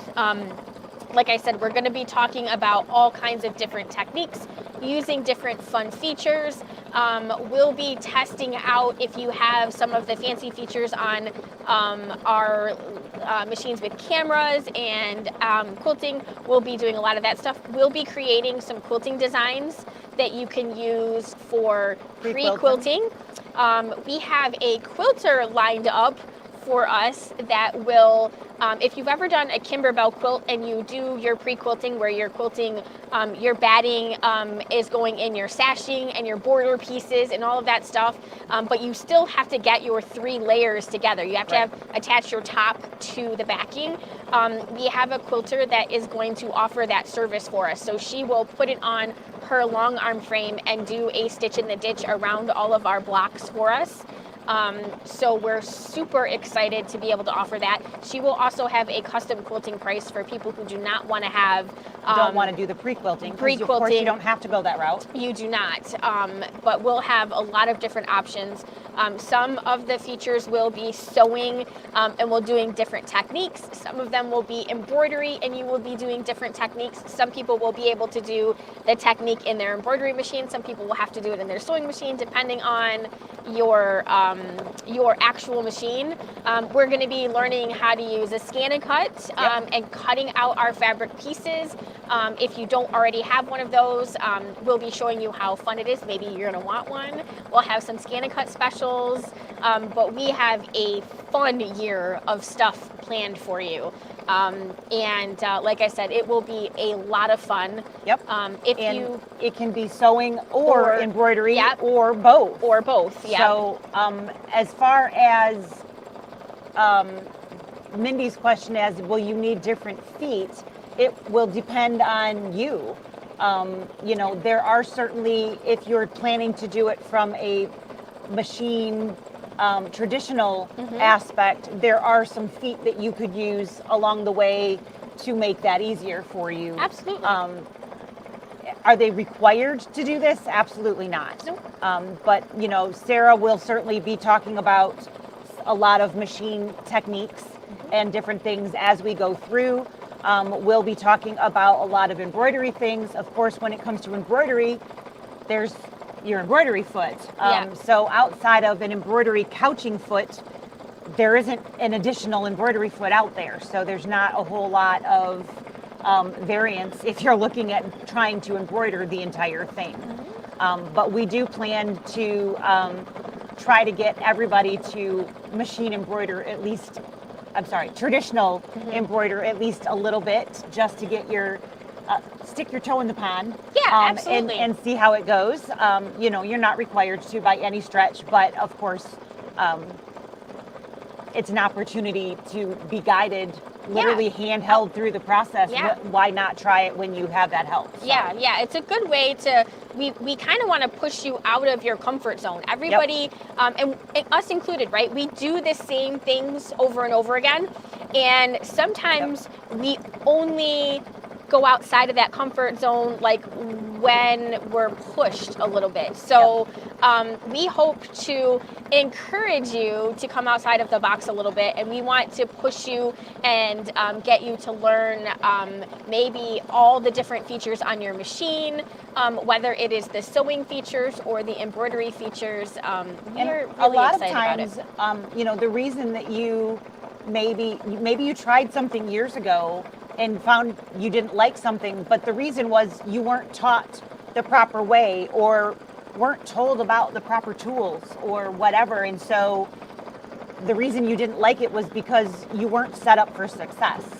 And I mean, that's happened to me. So there's certainly a lot of things that, you know, we can talk about and show you and tell you about that will encourage you to have better success. And so hopefully we can open some doors and talk about better ways and more fun and easier ways. I mean, that's really what it comes down to, is having the proper tools and techniques at your disposal because we don't like to do things that frustrate us. Right. You know, and if it's hard and we feel like we're doing it wrong and it doesn't come out, you're not going to jump back into that and do it over and over and over again because it was no fun. It was, right? So, you know, hopefully we can find what was wrong the first time for you and show you the right ways.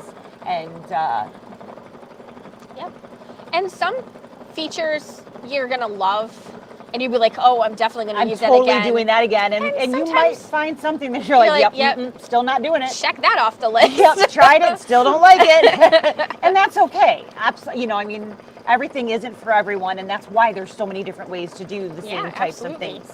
So every block we will talk about traditional applique and machine applique and, you know, in the hoops, using the scan and cut, not using the scan and cut, all of those different things. We're going to talk about all of the different ways all of the time. So it's not like we're going to hit it 1 month and then done. So you'll hear about all of those all of the time and be able to ask questions. And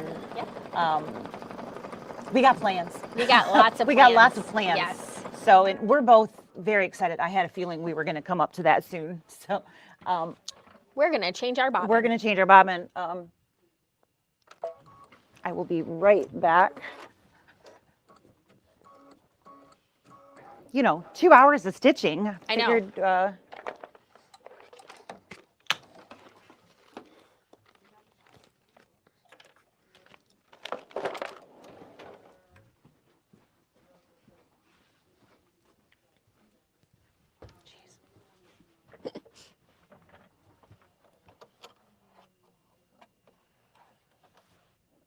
like, where to go?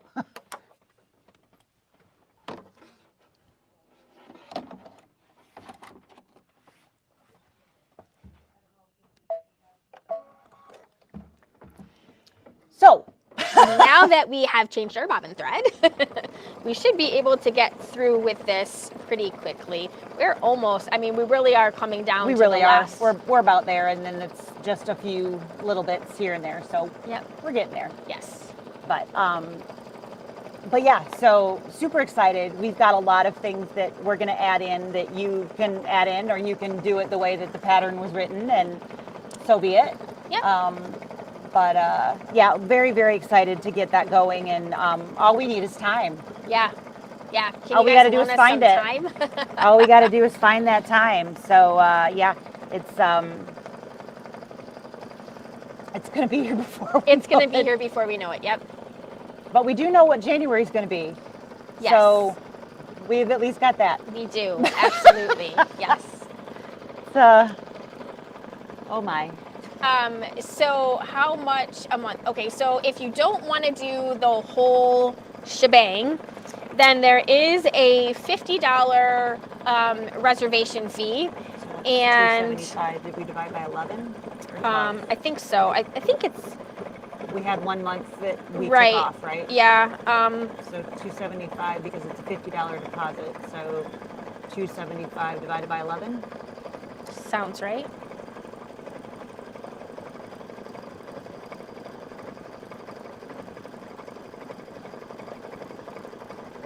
So it's about $25 a month. So if you decide you don't want to pay everything up front, if there's a $50, basically a registration fee, and then it is $25 a month, basically for 11 payments. Yep. So there's 1 month that is just a catch-up month that you won't be getting materials. So it'll be a month that we just kind of go, okay, ask questions, catch up, figure it out, whatever, when we get to that point. So there wouldn't be a payment due on that month. And then we would go back. So that total would come to $325 if you are paying by the month. So there is a discount if you pay in full. You can use Synchrony. So we can do a 6 months, same as cash, 0% interest if you would prefer to go that route. Yep. You just got to give us a call. You just got to call us because we can't do Synchrony on the web. Yep. So those are the options. Yep. Coming along the almost there. Home stretch. This is What's really next? cute. Next, I think Oh, do I have them? no. No. I don't know what here we go. Remove the hoop, turn to the back, and place the lining. Okay. Those are the pieces that we folded. The right? bottom lining, double check, make sure it's in the right place, place the top lining, and then place the top fabric and tack that down. Okay. So bottom lining and then both the top pieces, then tack the tops and then tabs. Stay. He's fine. I don't know why I thought we were all done with that page, and I Tossed it. I was You like, were "Oh." like, I'm done. I'm done. Checking out.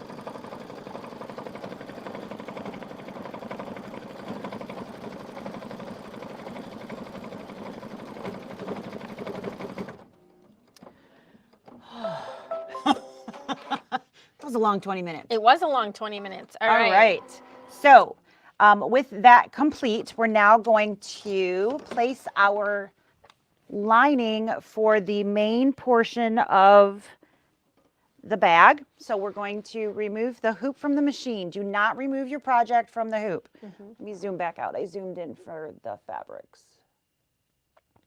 That a little better?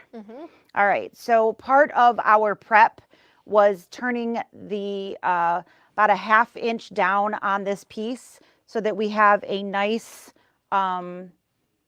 fold here instead of a raw edge that's coming up there. So that was pressed prior to starting. And we're going to place that right about at the fabric piece here. So below the zipper teeth and right along the fabric edge there. So on the front, we did like a flip and sew process. You don't do the flip and sew on the back. That's why we pre-folded that top edge. Right, there's no fold. Yeah. because there's really not a simple way to do that. Nope. So they just do this in one step. So I'm going to, of course, tape because this is working the back of the hoop. Again, make sure that your fabrics are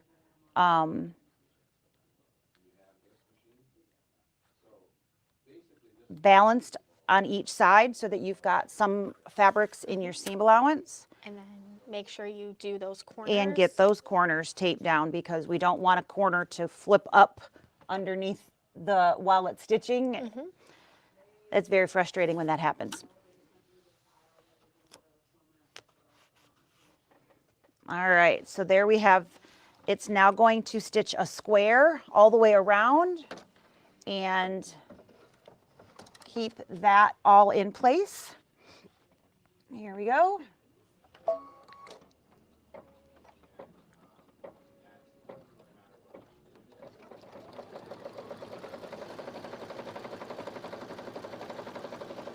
Now I can chuck it. Yep. And if you changed your thread color, we're embellishing a little bit with that darker color. You could go back to your other color if you wanted to. I still think that's okay. I'm good with it. Yeah. It is pretty with it. Kind of sets off that zipper a little bit. Yep.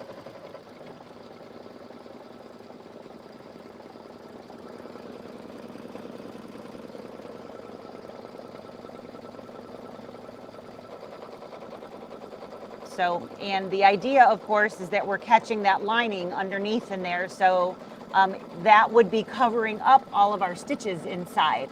So had we put the lining in too soon, we would have stitches on the inside of our bag as well. So this way we are covering all of that up and we should have a nice smooth fabric on the inside now.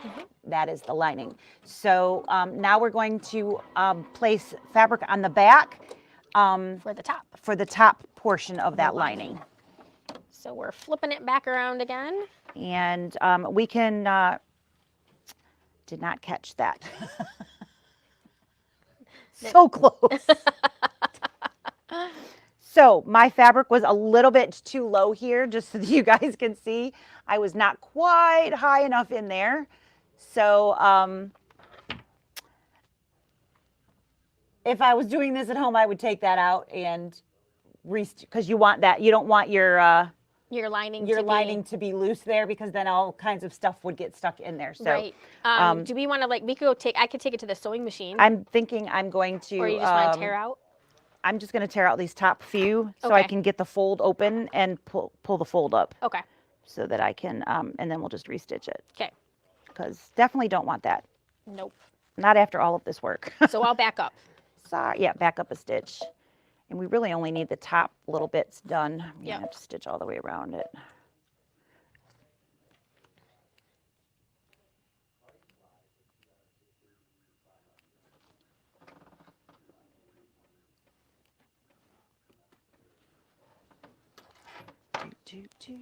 Do. See, I oops too.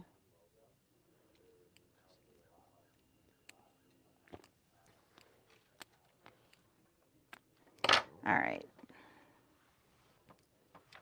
Pen.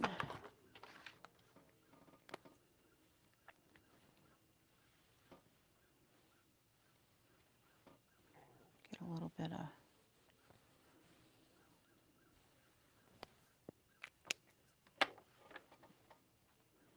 So my fold's not going to be a 1/2 inch. We got enough fabric? Yeah.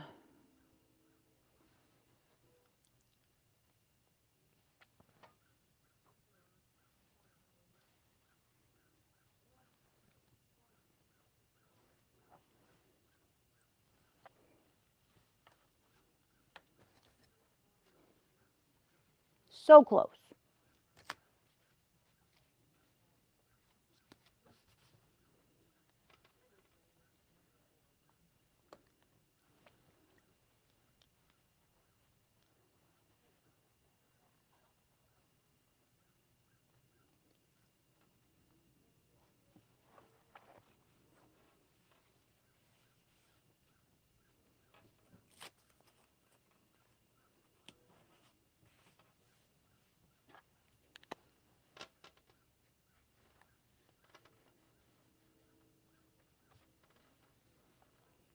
Okay, we're gonna do that again.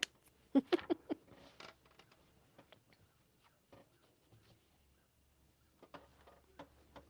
little bit closer to the zipper.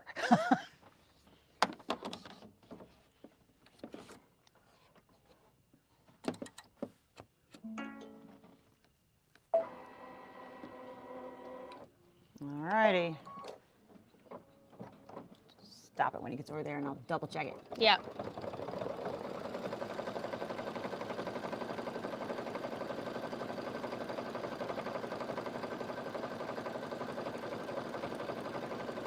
It's really close to the zipper. It is.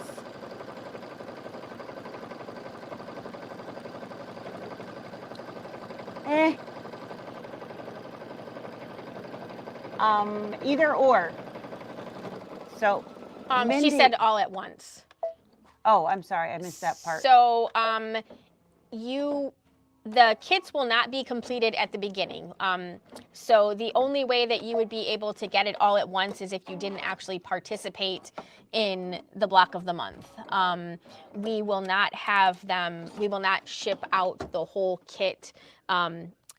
Perfect. It would be a little bit confusing if we tried to do that because we aren't really following the instructions the same way. So there will be blocks available per month, and they will be able to be shipped. But you, it won't be a full, it won't be a full kit all at once. And we are happy to do individual, like monthly shippings or every other month if that's what you should like. And we'll just take that on a case-by-case basis. I forgot to go back to the sewing thing here. It probably, some months are gonna have the fabric will weigh a little bit more. You know, and some months it'll be a little less. So it just depends on how much fabric is coming on those, you know, pieces. And, you know, if you wanna come and pick it up, you know, maybe every other month you come and pick up and then the odd months we mail to you or whatever, that's fine. But it won't be available as a complete kit with one shipment. The only exception we are making to those rules is for international people. So if you are out of the United States, we will have a full, we will offer like either a 2-time or a 1-time ship a bulk kit, ship of some sort. just because it would be, your shipping would be crazy, Astronomically expensive. But yes, we will not do that for local people or anybody in the United States. It just is a little bit crazy. So all right. So what I did is I jumped back since I had stitched that top section on both sides. I just went back in, redid the top stitch after folding it higher so that it caught. So now that I won't have things getting lost in my lining, and stitched both the top sides down as well, so there was no opening there. We're placing that top, again, there's a fold that I pressed under here. I'm placing it much closer to my zipper this time, and we're gonna tack that down as well. We are on color stop number 24.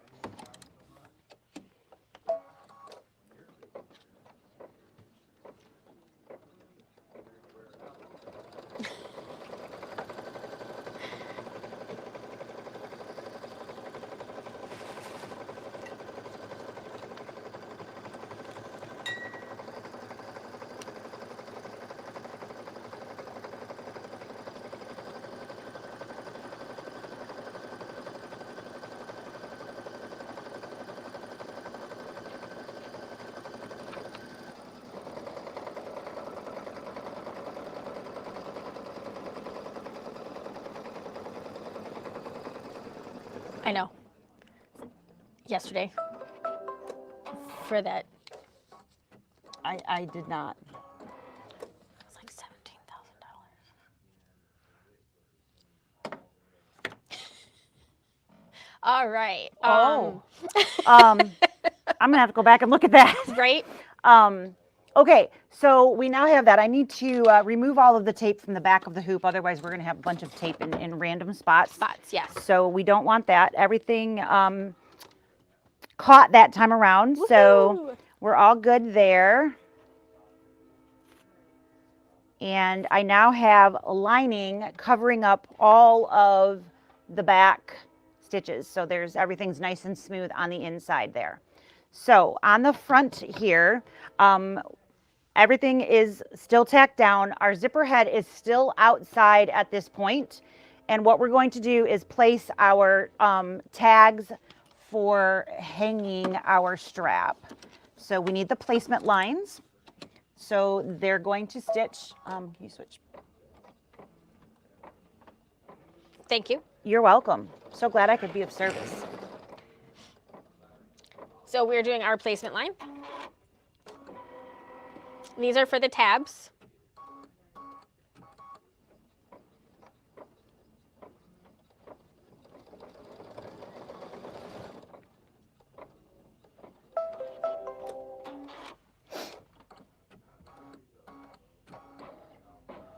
All right, so this is going to be where we're placing these. In the instructions, it is slightly different than what we're doing here because we have our D-rings already inside our pieces.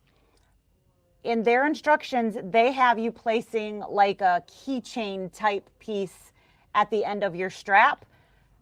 I like my bags, and I'm 100% sure Sarah likes hers to look a little bit more of a professional hardware type, which is where the D-rings come in. So versus, you know, your standard key ring that you feed through the, all right, so you could still put something similar, but I would like to put like a hook on the other end of my strap that connects to the D-ring. So in the pictures in your instructions, you don't have hardware in here. Yes. That's the only thing I'm telling you is that we're varying from the instructions on that point. We've added hardware. We've added hardware. All right, so we now need to tape these in place. And yes, you do need to tape them because your foot's going to have a hissy fit. Yes, yes, it's thick. All right, so. Do you want to do it? Is it going to be better to do it over there? Maybe. Yeah, okay. We'll go to the other camera. So we want to have an overhang of about 1/4 to 1/2 inch is what they're saying half. You don't need a whole half up there. No. But you do want to center your tag piece and then make sure that you do have enough in that seam allowance for it to grab hold really well. And you want to completely cover on both sides to make sure that it's not going to shift. So I'm going to put that up closer to the camera so that you guys can see. All right, so there's literally a piece of tape completely covering that whole thing. All right, otherwise your foot can get caught. The D-ring is not important. It's going to be out of the way, so leave that be. There's a lot of stitching over here. Think that's about right? Yep, I do. It should be about That's a half pretty an inch even. in. Yep. That's about even, right? Yeah. Okay. We're going to know in a minute. Yeah. All right. Surprise! And you want that taped in place as well. Notice that my tabs are towards the inside, so they're sitting on top of the zipper. This is when we go to turn everything, they will be on the outside. If I have them sitting up, I won't have any tabs. I'll have little raw edges. Yep. So very important that we have these going the right direction. Keep your eye on this. It's very thick. It's very thick. You can also, I don't know, do you ever hold the button in? Yeah. Okay, I was like, I don't usually just hit it and walk away. So on our Brother and Baby Lock machines, if we hold the start stop button in, we can control the speed. So this is as fast as it will go, and it will literally, this is it. And we can control that. I think we're foot height's all right.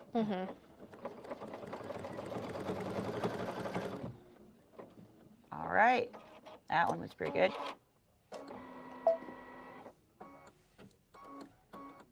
So I stopped it, and I'm going to do the same thing. I'm holding the start-stop button in just to make sure that everything's not flipping and giving it a hard time.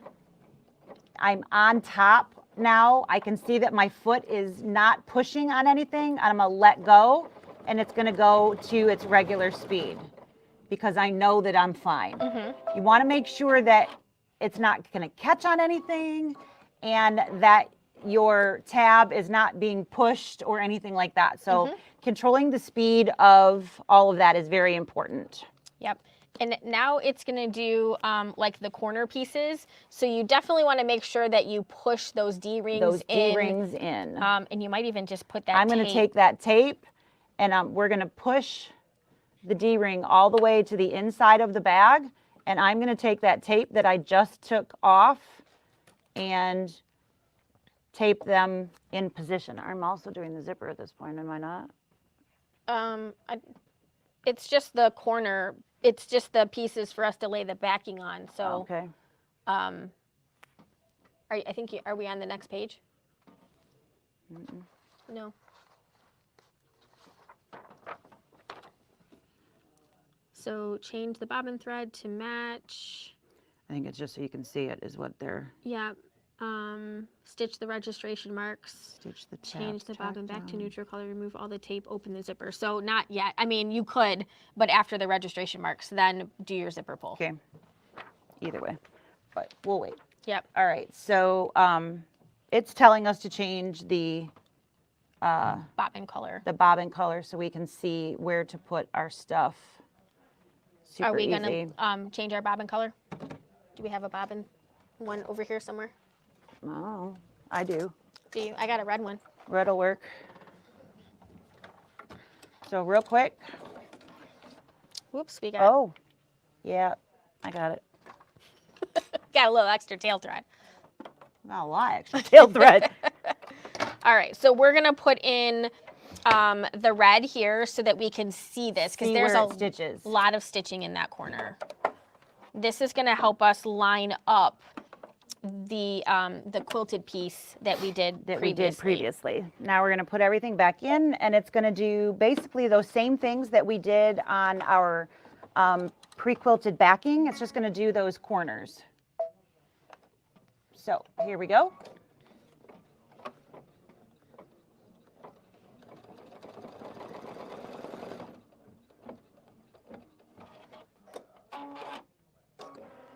I'm like, I don't know what direction Where's it was going to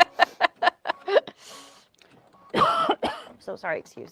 Whenever you have hardware that kind of sticks up and makes it bulky in there, you've got to keep an eye on your foot. You want to have your hand near your start-stop button in case it's coming close to that hardware because you don't want it to pull completely out of your hoop. Because it can catch on something and then that hardware like wraps inside the foot and then boom, there goes. You're putting the rest of this bag together on your sewing machine. Yes, you are. Where are you going to go? Right? And definitely when it finishes, which direction is it going to go?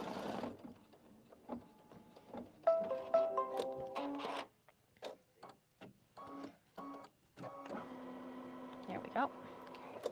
All right. All right. So we need to move the zipper. Yep. I'm shedding everywhere. Got no curl left, do I? Just a little on the little wispy edges. All right.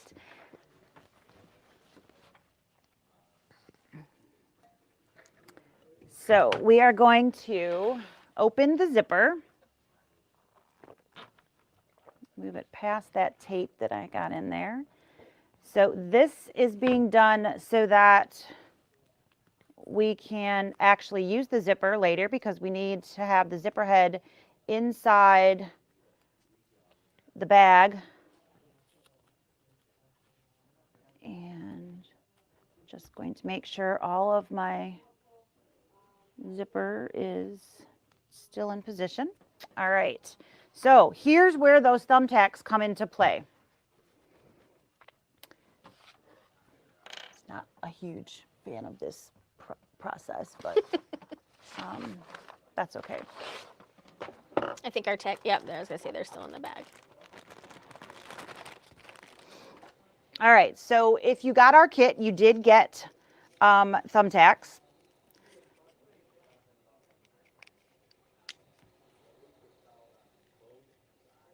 You definitely want thumbtacks, not push pins.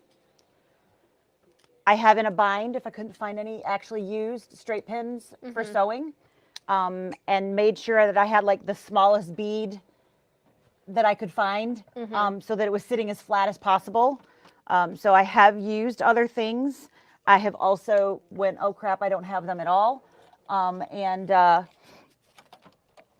just used the visual method, but and I'm changing our bobbin back. she is putting the bobbin back. So here we are in the back. You can very clearly see the red stitch. This is why we changed the bobbin, because I need to now take a thumbtack and put it in the corner of each of these little red corner stitch outs. So I take my tack and I push through the entire project. Yep. Wow. These are not very sharp. Literally shifting everything. If you have like a wool mat that you press on, that's a really good thing to put underneath the corners as you do this, because you don't want to pop your whole project out. You don't want to push your project out of position. All right, so again, line up the pin to the stitched corner and push through. And repeat in all 4 corners.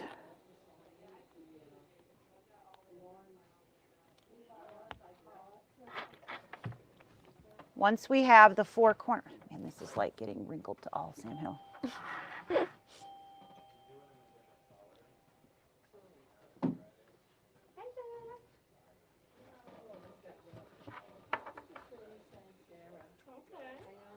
Aw, hi. Hey. I got a little wet. Oh, that's okay. Aw. Thank you. I don't want you to mess up things. So Okay. I'll just leave it over here. Thank you. That is Thank so you. nice Very of you. sweet. I'm so glad you're back. I missed you guys. All right, so I now have the Yep, it's okay. thumbtacks poking up here, and we are now going to, I've lost my pages, we're going to take that backing. I just was going to try to tell them where the heck we're at. So we just finished the bottom of page 11, and we've poked those thumbtacks up through, and we have our zipper placed in there. So we're moving on to page 12, and you should be able to see those thumbtacks poking up here. Don't hurt yourself. There's my 2-bit sense of advice. Don't hurt yourself. Yes, don't poke yourself. There's not really an up or a down here, so that doesn't matter. If you have a print that you want to go a direction, you could worry about that, but otherwise you're good to go. What we're doing here is we're going to put pretty sides together. Yep.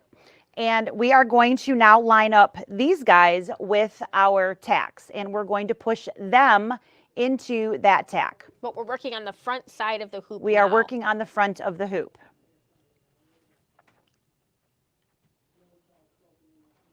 And line that up. And this is that pre-quilted piece that we did first.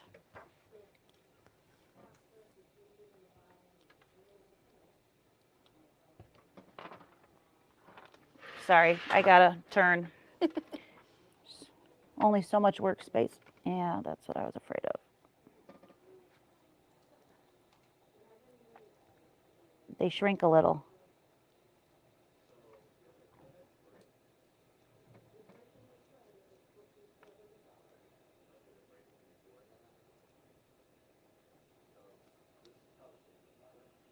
You need an extra hand to hold? No, I got it. Just needed to kind of hang on to the first one while I was doing the second one. All right, let's spin around. Washing machine. Yeah. Yeah. Are you still on? Uh-huh. Yeah, we're almost finished. It is a long stitch out, yes. There's that guy. We really only have 2 more steps, so we are almost done. On the wall, by the tall shelf. Yeah. Where the multi-needle stuff is. Okay. All right, so those are now in place. But of course, I can't stitch with the thumbtacks still in position. So I now need to tape. And yes, you need to tape because you don't want all of your hard work here coming undone. And if you noticed, I was really having to pull to get all of this into position.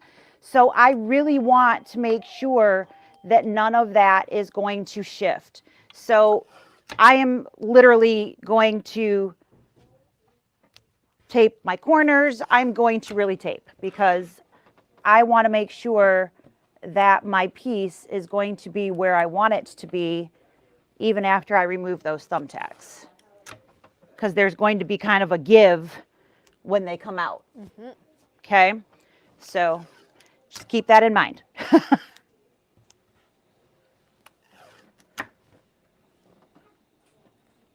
And if you guys are still hanging in at the 2-hour, 15-minute Right? mark here, God bless you. I'm sorry.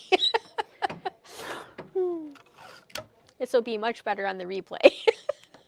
No You doubt. can watch us at a Well, if they're faster stitching speed. along, then Yeah. they're doing the same thing that we are, right. but they're just watching. It's a long watch. All right. So once you have that there in big yellow print, remove your thumbtacks. And again, be careful that you don't pop everything out. You okay over there? Okay.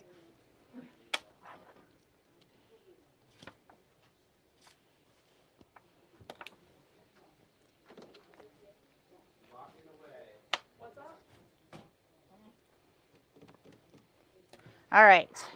Now that we have that, You need us? We're color almost done. stop number 28 is Okay. going to put all of that in place. Remember that we have hardware in there.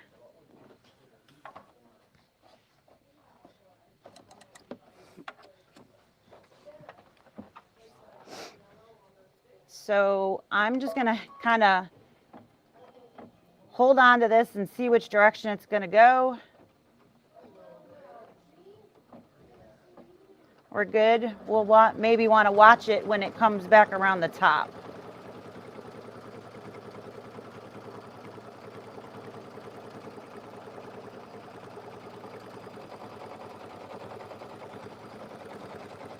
So far, so good. Yay! It's pretty darn good. Yep. And again, we're just paying really close attention when we get up to that. Oh, we're paying a close attention when we get up to this top corner. Sorry about that, guys. It's hard to get good help. We need a camera crew that pays attention. Right, so I am again, I stopped and now I'm moving super slow just to make sure that we don't dislodge things as we're Getting to that getting bumpy over spot. to those heavy spots there. And we have one more lining piece to put on, right? We And that is do. it. So again, I'm holding in the start stop button, which is what's making it go at this speed. Oh, it went back. That's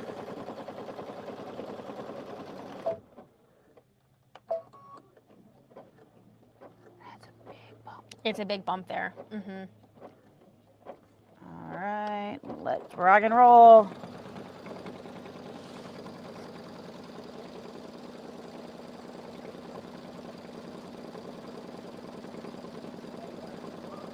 It goes right, it goes right on top? On the back. On the back? Okay. Pretty side down.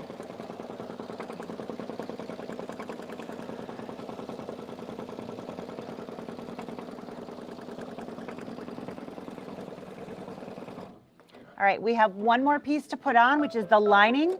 We're going to tape to the back of the hoop.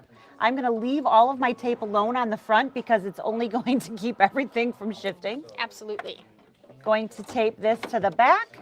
And this One is final stitch. One final stitch. The So final again, countdown. I'm going to take the pretty side and put pretty side down. So I'm going pretty side to pretty side, completely covering up my project. I'm taping my corners again so I don't get Doesn't pull up in the that corner. turned in corner and ruin everything on the last stitch out. All right, so again, we want corners, not the north, south, east, west. All right. And one final color, stop, and then we can remove it from the hoop and turn. So we're going to start down here, and we'll leave an opening down at the bottom. You won't see that up here. It's going to be on the piece that's in the back. So don't freak out when you don't see that here. Yep. Because of course this top piece was tacked completely in place. And she's going to hold that button in again when we get up at the top because we don't want it to pull on that bulk again. So I'm just going to have it go slow over those areas because I don't want everything to fall apart. Right, After we're all of so this close. 2.5 hours in, we don't want to screw it up, right? Right.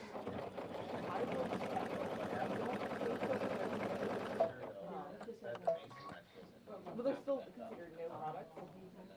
Yes, but I can check those after I take this up. Okay.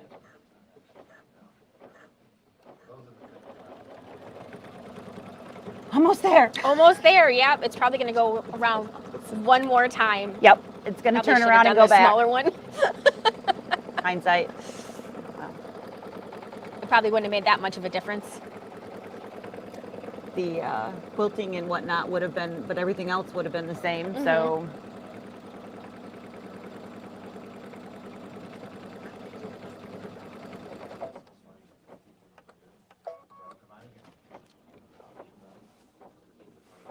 All right. We are coming up the last home stretch here. We got one more big bump to go over. Slowing it down again. It's like watching a baseball game here. And she round winds and up. third. Here we go. Coming home. Checking with that person at third. Is it safe to go? Right? You got the all clear. Oh my goodness. All right. Now it's done. All you have to do is trim it and turn it. Right? Aw, Aw. thank you. Okay, now you can pop it out of the hoop. We're And- almost done. Yeah, we were doing Kimberbell. And then I realized it was on the TV. All right. So All right. trim Do these work? and turn. Are those going to work? I don't. We're gonna find out. All right, so we are now going to trim about 1/4 inch all the way around.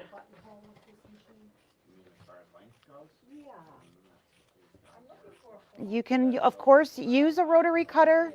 With the hardware that's in there, your ruler is not going to sit Definitely not at that top. up at the top, No. so you will definitely need scissors for this top side anyways, and even the top section.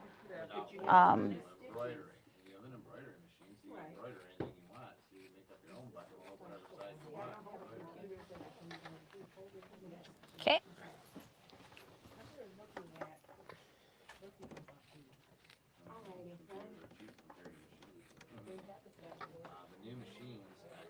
Oh, this is really thick.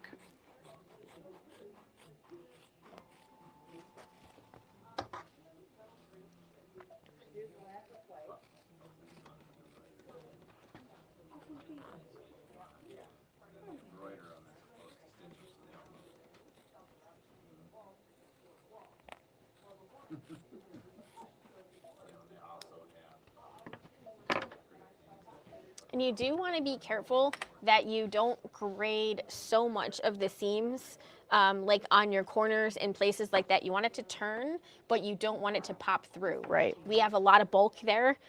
We've got the You need some multiple strength layers there. of, yeah, so we have that multiple layers of batting in there. So it is going to make that a little bit bulky when you do that. But like I said, just don't go, you want to, she's trimming to take some of the bulk away, but you Don't want cut really close to that. right. 'Cause then Give it'll just- yourself some strength there. And if you accidentally trim through there, go over to your regular sewing And machine sew it. and sew that. You can make that edge just a little bit inside of that, and you know, that will work. And then you're gonna have that opening in the bottom. They can't see what you're doing. I'm sorry. That's okay. There you go. So she's really, yeah, it's bulky. This is that birthing process. Thought I was done with that. Right? Way too old for that. All right. Almost done. Everybody's watching you. It's like an audience in the store today. Yeah. She's sweating it on over here.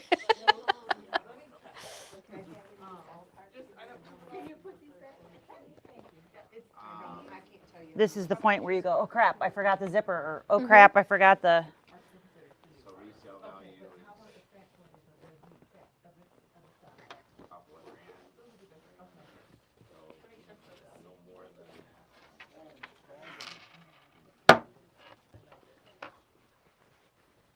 Now she's using her turning tool to kind of push in those corners. I know, right?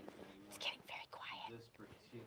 We're holding our breath to make sure she doesn't pop through those corners. Right? I'm pushing on the side where there's batting, not on the side where it's just fabric. FYI. Push up a little so they can see. There you go. I know it's hard because that makes it an awkward position for you. Just mildly, you know, just little things. All right, so there's the first turn, and that was through this guy here. So now I just have my lining, which of course, now this is where half people go, wait a minute, now what, right? Yeah. So now I turn through the here, and I'm going to push that zipper open the rest of the way so that I've got just a little bit more room to work with.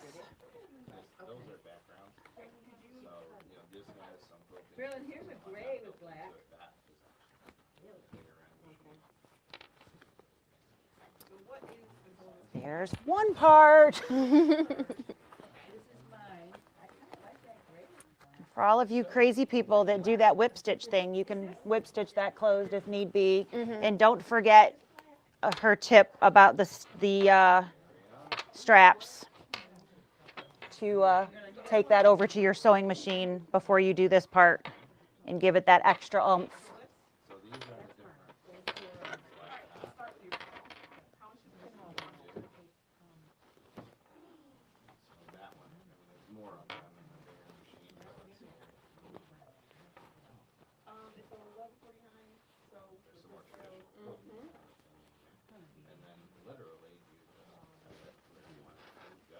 So I definitely press. Got lots of layers in here. But look at how cute. It's adorable. That is absolutely darling. Ta-da! Happy And birthday to then- me. yeah. I got a new bag. And then you just have to, you could add So- D-rings if you, or you could add the lobster claw. So if you that- can, you know, stitch one side securely, Yep. and then have a claw Yep. on one side and do it that way, and then have a Yep. adjustable on the other side. There's tips on how to measure on the other. If you, on your instructions, you know, you take a tape, cross it, blah, blah, blah. If Yep. that's how you do things. Yep. Absolutely. It's not how I do things. No, but I usually just put it on me and then adjust the strap and then till I get where I want to underclip go. it and then But there is trim it and one stitch way it. of doing it that way, or however you normally go. Yeah. So that is your bag. holy smokes. 2.5 hours, guys. There you go. Super cute. We're done. signing off. If you have any questions, give us You a know where holler to find here. us. That's right. And but there are still kits available there if you are, didn't get one. And well, the there design. were. I have no idea what's been Yes, happening. That's true. There were. So, hope you enjoyed it. Thanks for sticking out with us, and you guys have a wonderful, wonderful day. Maybe you'll be in class with us later on today as well. Yeah. Just a couple hours. A couple hours from now. Yep. See you guys next time. Bye. Thanks. Bye.